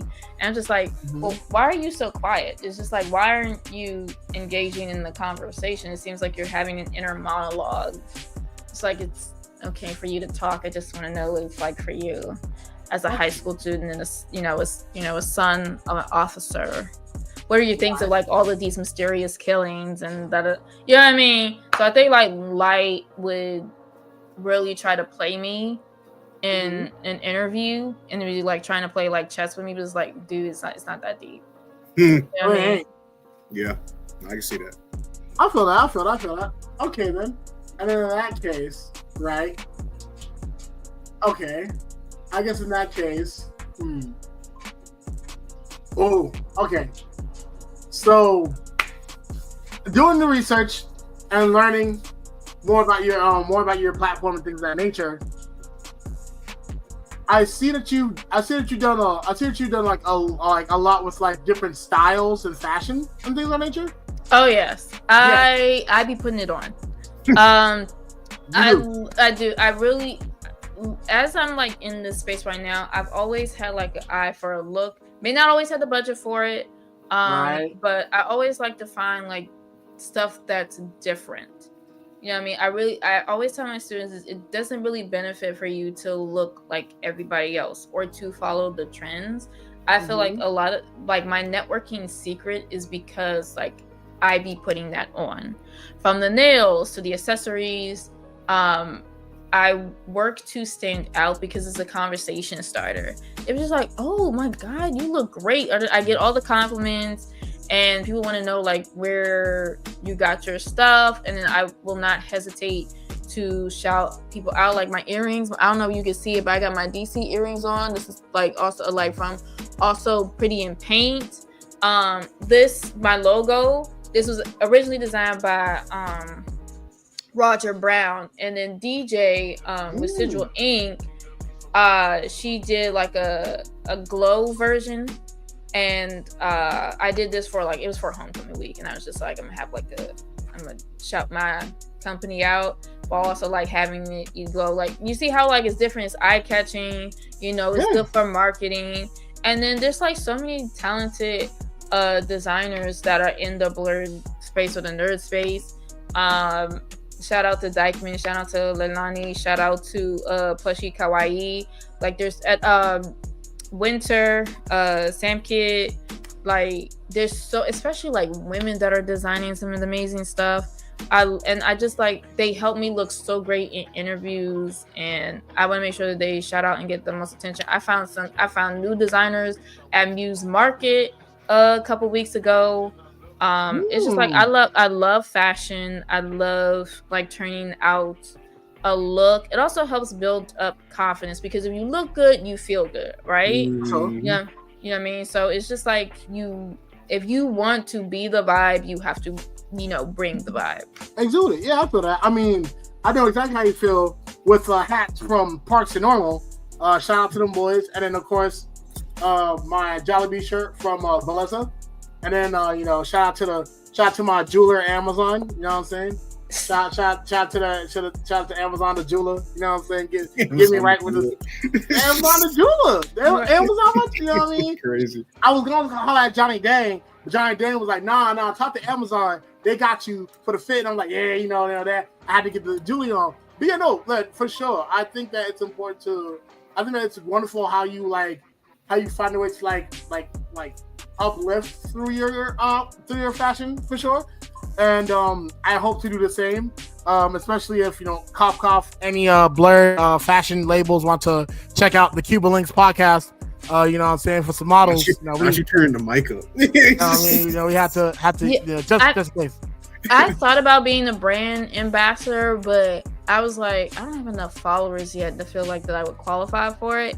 But then I'm also finding out is like, even though I don't have that huge following yet, I'm still getting press passes to like conventions, to like certain concerts and things like that. Mm-hmm. So I was like, the next time Leilani puts out like requests for brands ambassador, I'm applying, because her stuff is so cute, but I'm on a teacher salary, so I'm looking for that discount. But it was like, I will put her on. Sure. Like I constantly, if I'm wearing her stuff, any brand that I'm wearing, like in the episode, like I'll tag them. If it's not really showing properly, I'll do screenshots or like the full fit and put it on my page, because we have a lot of major brand stores that are out there, but may not be like very ethical. And then, like I said, I want to promote more small businesses. You know what I mean? Especially minority businesses, because like I said, there's so many talented people out there, and they need to be discovered. They need to be known. You know what I mean?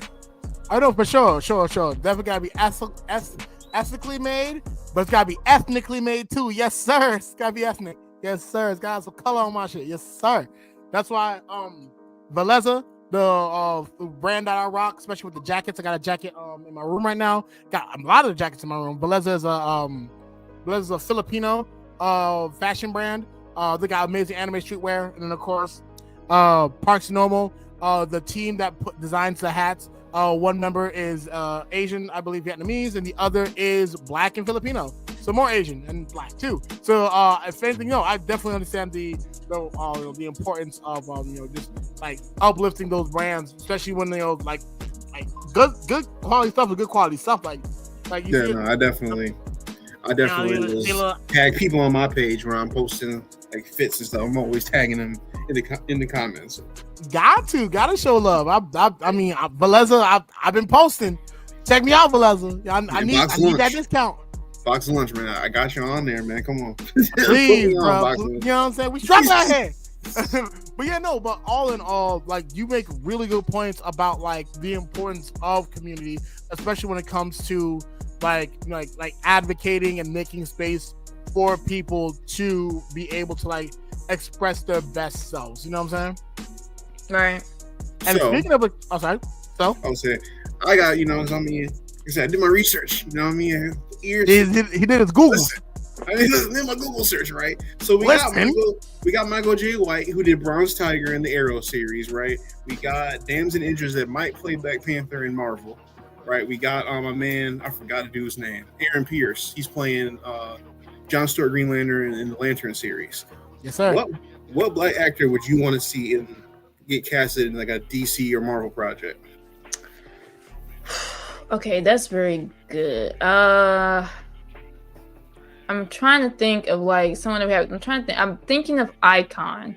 Mm-hmm. I think like who would be a really good Icon. You know what? Ernie from Ghostbusters. Okay. He looks great.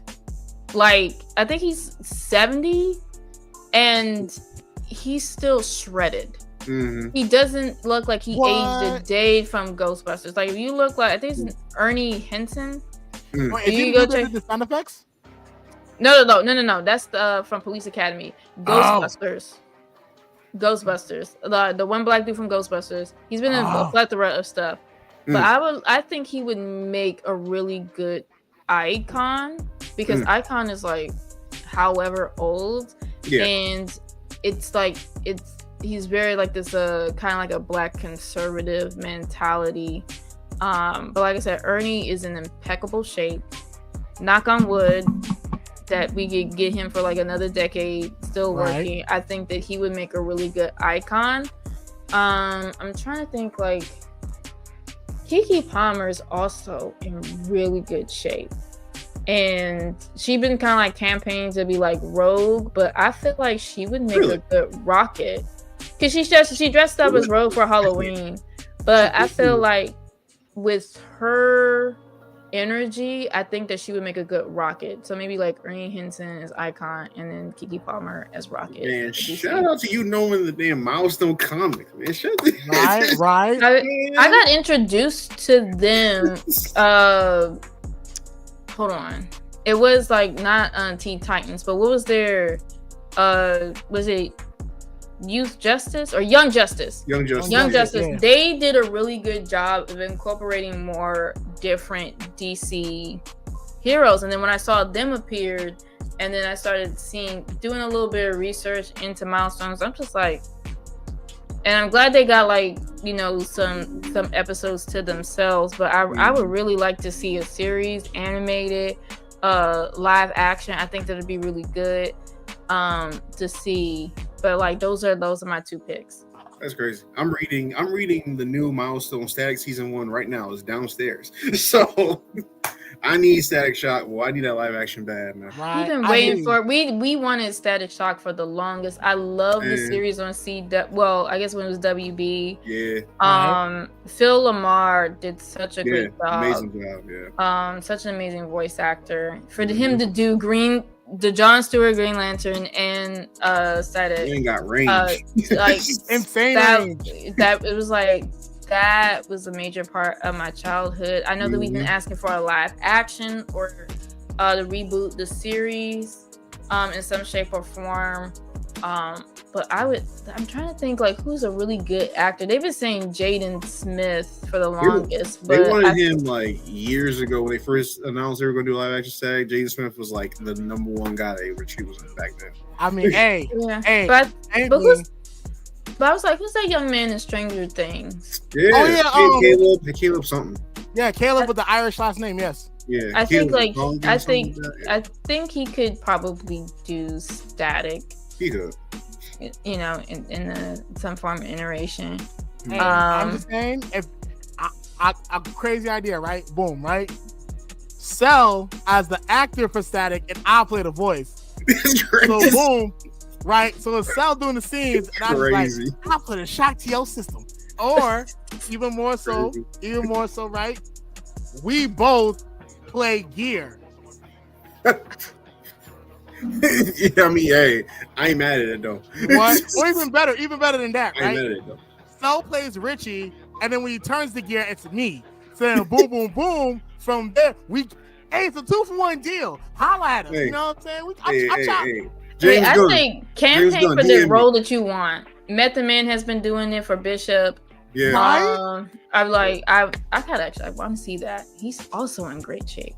He's in amazing shape. Like dog. Like for as much as Method Man has done, that man is in amazing shape. But actually, like if I was being serious, I think a good like a role that someone would play. I'll be honest. I'm gonna be real. I'll try to think.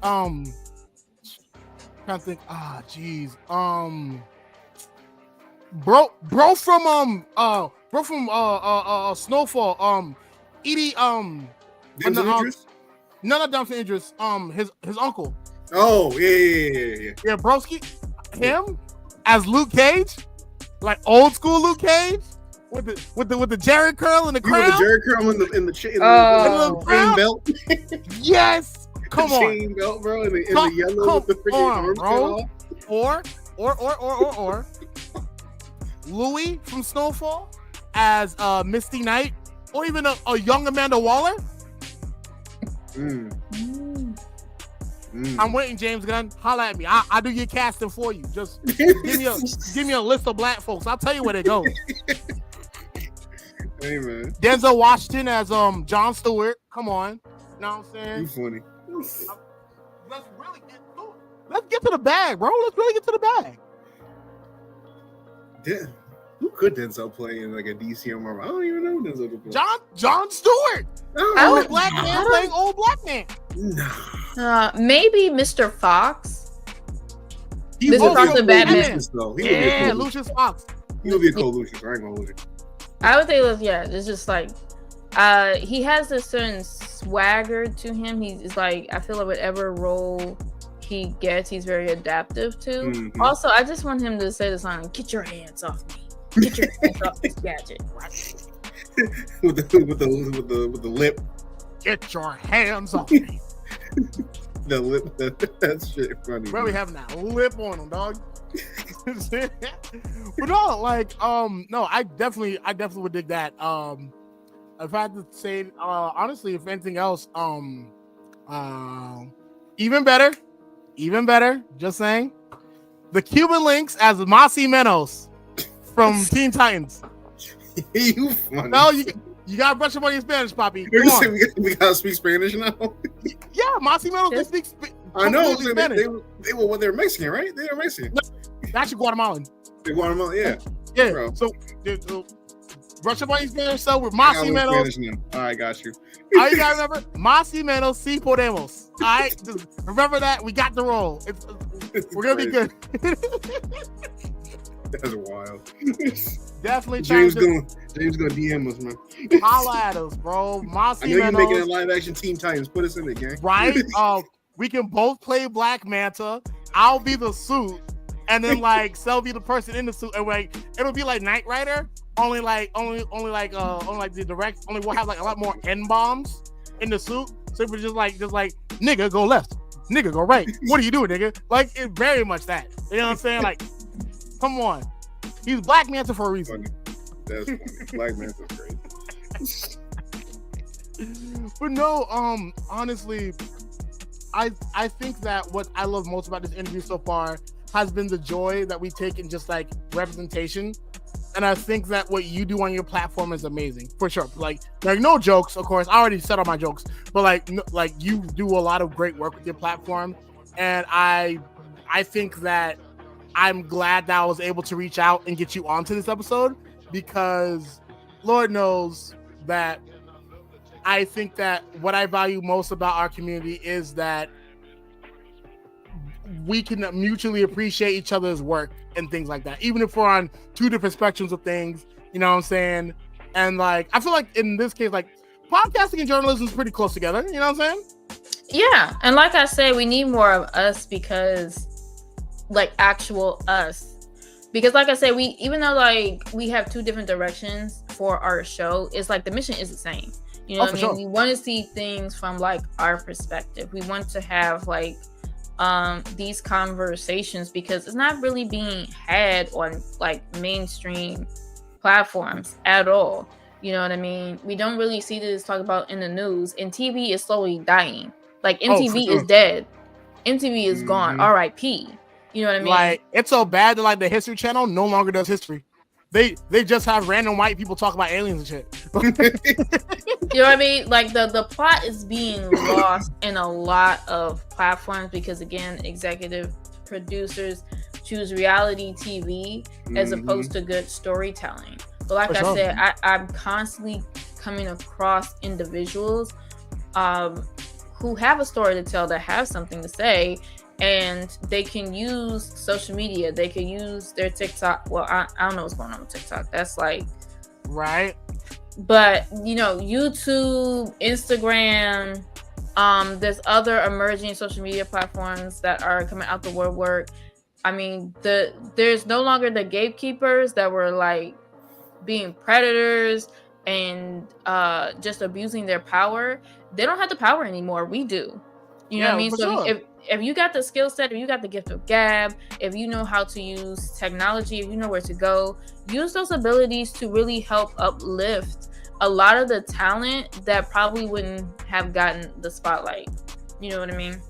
Oh, for sure. So I applaud y'all for doing what you're doing and also having me on this show. It was so fun, and I'm glad to see more of us on the internet. I'm honored that you would give us that shout out, for sure. Like, we love the love. And if anything, speaking of broadcasting talent, I hear that you'll have a duo of young, charismatic black men on your podcast. I think Wednesday. Yes, of course I have. Like, I thought you were about to talk about my students because I've also been mentoring them. Yeah. So shout out to Braylon and Michael. They're working on Blurs of Reason. They're currently working in school, so I'm working to get them back into the fold because they are funny. You remind me a lot of them, that same type of energy and enthusiasm, and eventually we're going to get them back into the fold because they deserve the spotlight as well. But yes, of course, we're going to do a switch. We're going to switch it up and have you guys on my platform and really chop it up. You know what I mean? You see how we all come together in this circuit? It's all love. It's a vibe. Love. It's straight up a vibe, and I think I appreciate it so much. And I can't wait to see what you have for us on your episode. Because I'll be honest, I think this will be probably I can count on one hand how many times I've been interviewed. So this is gonna be fire. One hand, bro. What? I'm gonna be on it. I probably have to wear my formal do-rag. I have to get my do-rag is great. I have to get my fur lined kufi at the Amazon shop. You know what I'm saying, bro? No. Crazy. You know what I'm saying? For sure. I can't wait. And honestly, thank you so much for being on the show. Thank you so much for chopping it up with us and really just highlighting what it means for diversity. I guess the last question we have is, we've spoken about Miss Flo, the journalist. We've spoken about Miss Flo, the comic book fan, Miss Flo, the anime fan.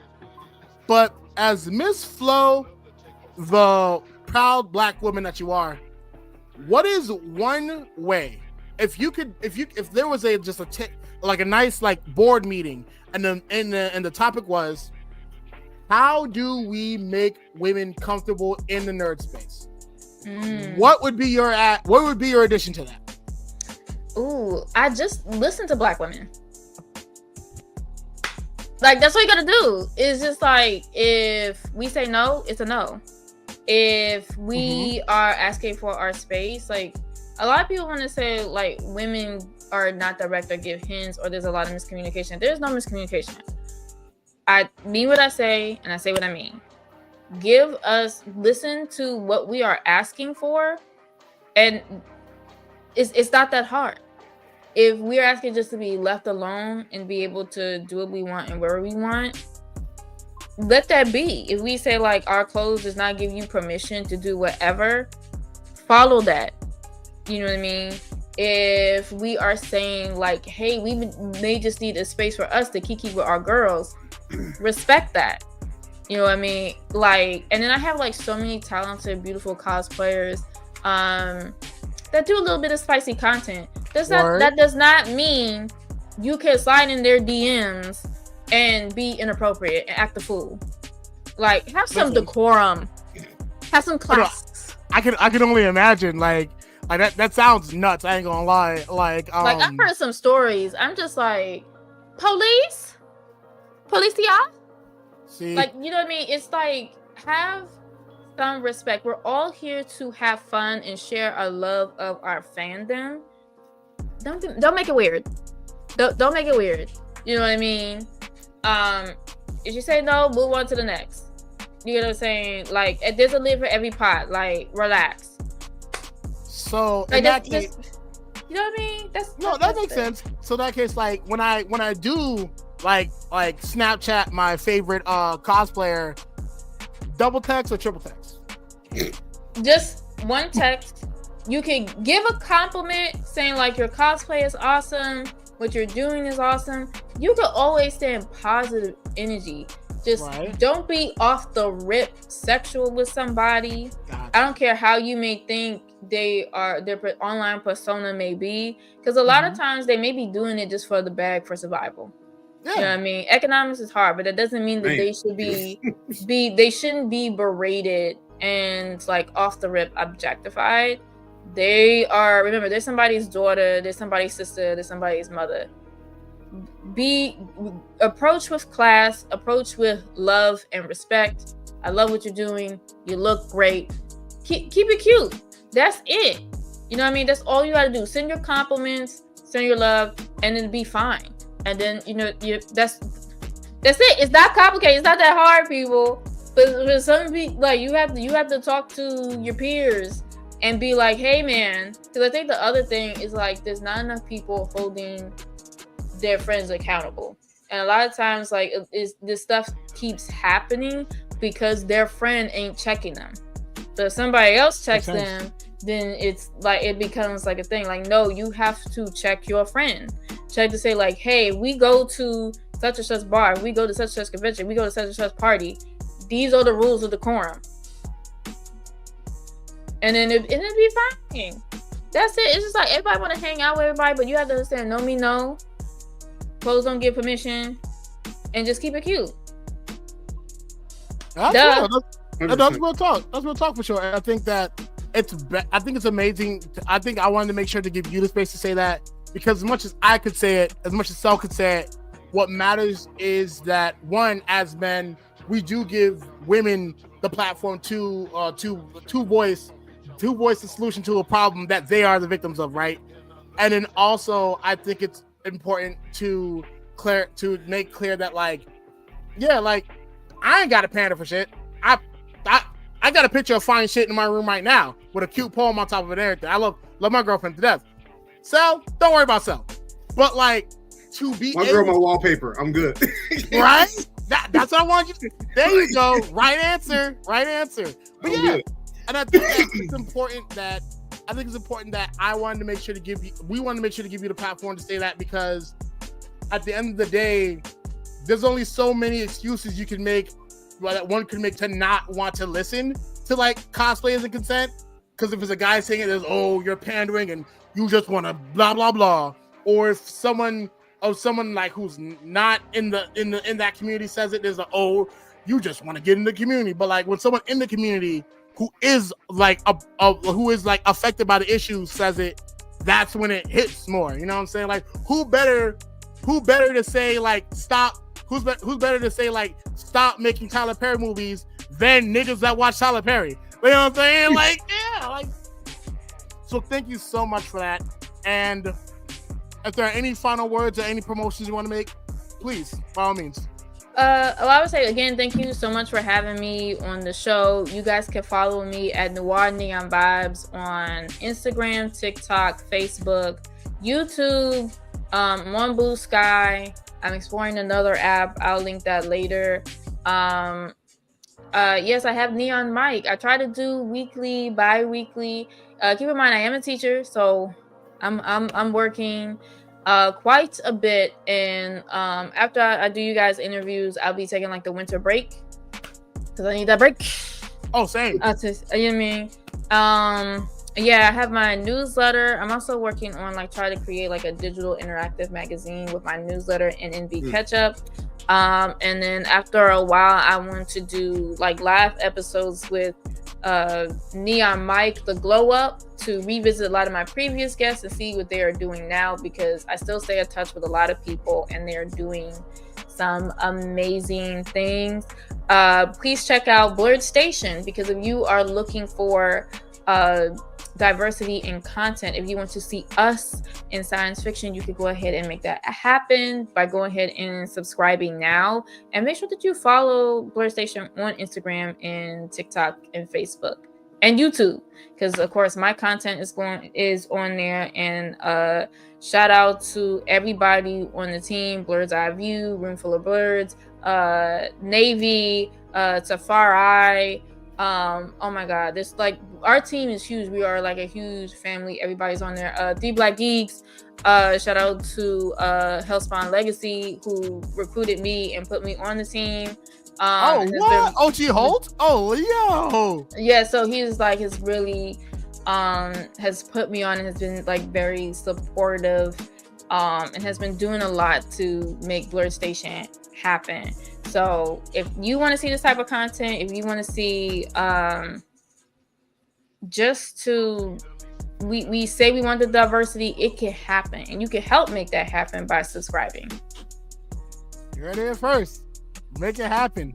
And in that case, yeah. And with all said and done, so any closing remarks? No. I was gonna say just continue to be yourselves. Enjoy the fandom, have fun, and keep it cute. Keep it cute. That's amazing. Wonderful words to leave on. So if anything from the Neon Mike and the Cuban Linx podcast, thank you so much for watching, ladies and gentlemen. For all the lurkers out there, shout out to the lurkers. And with that, free Palestine, free Haiti, fuck ICE, we out.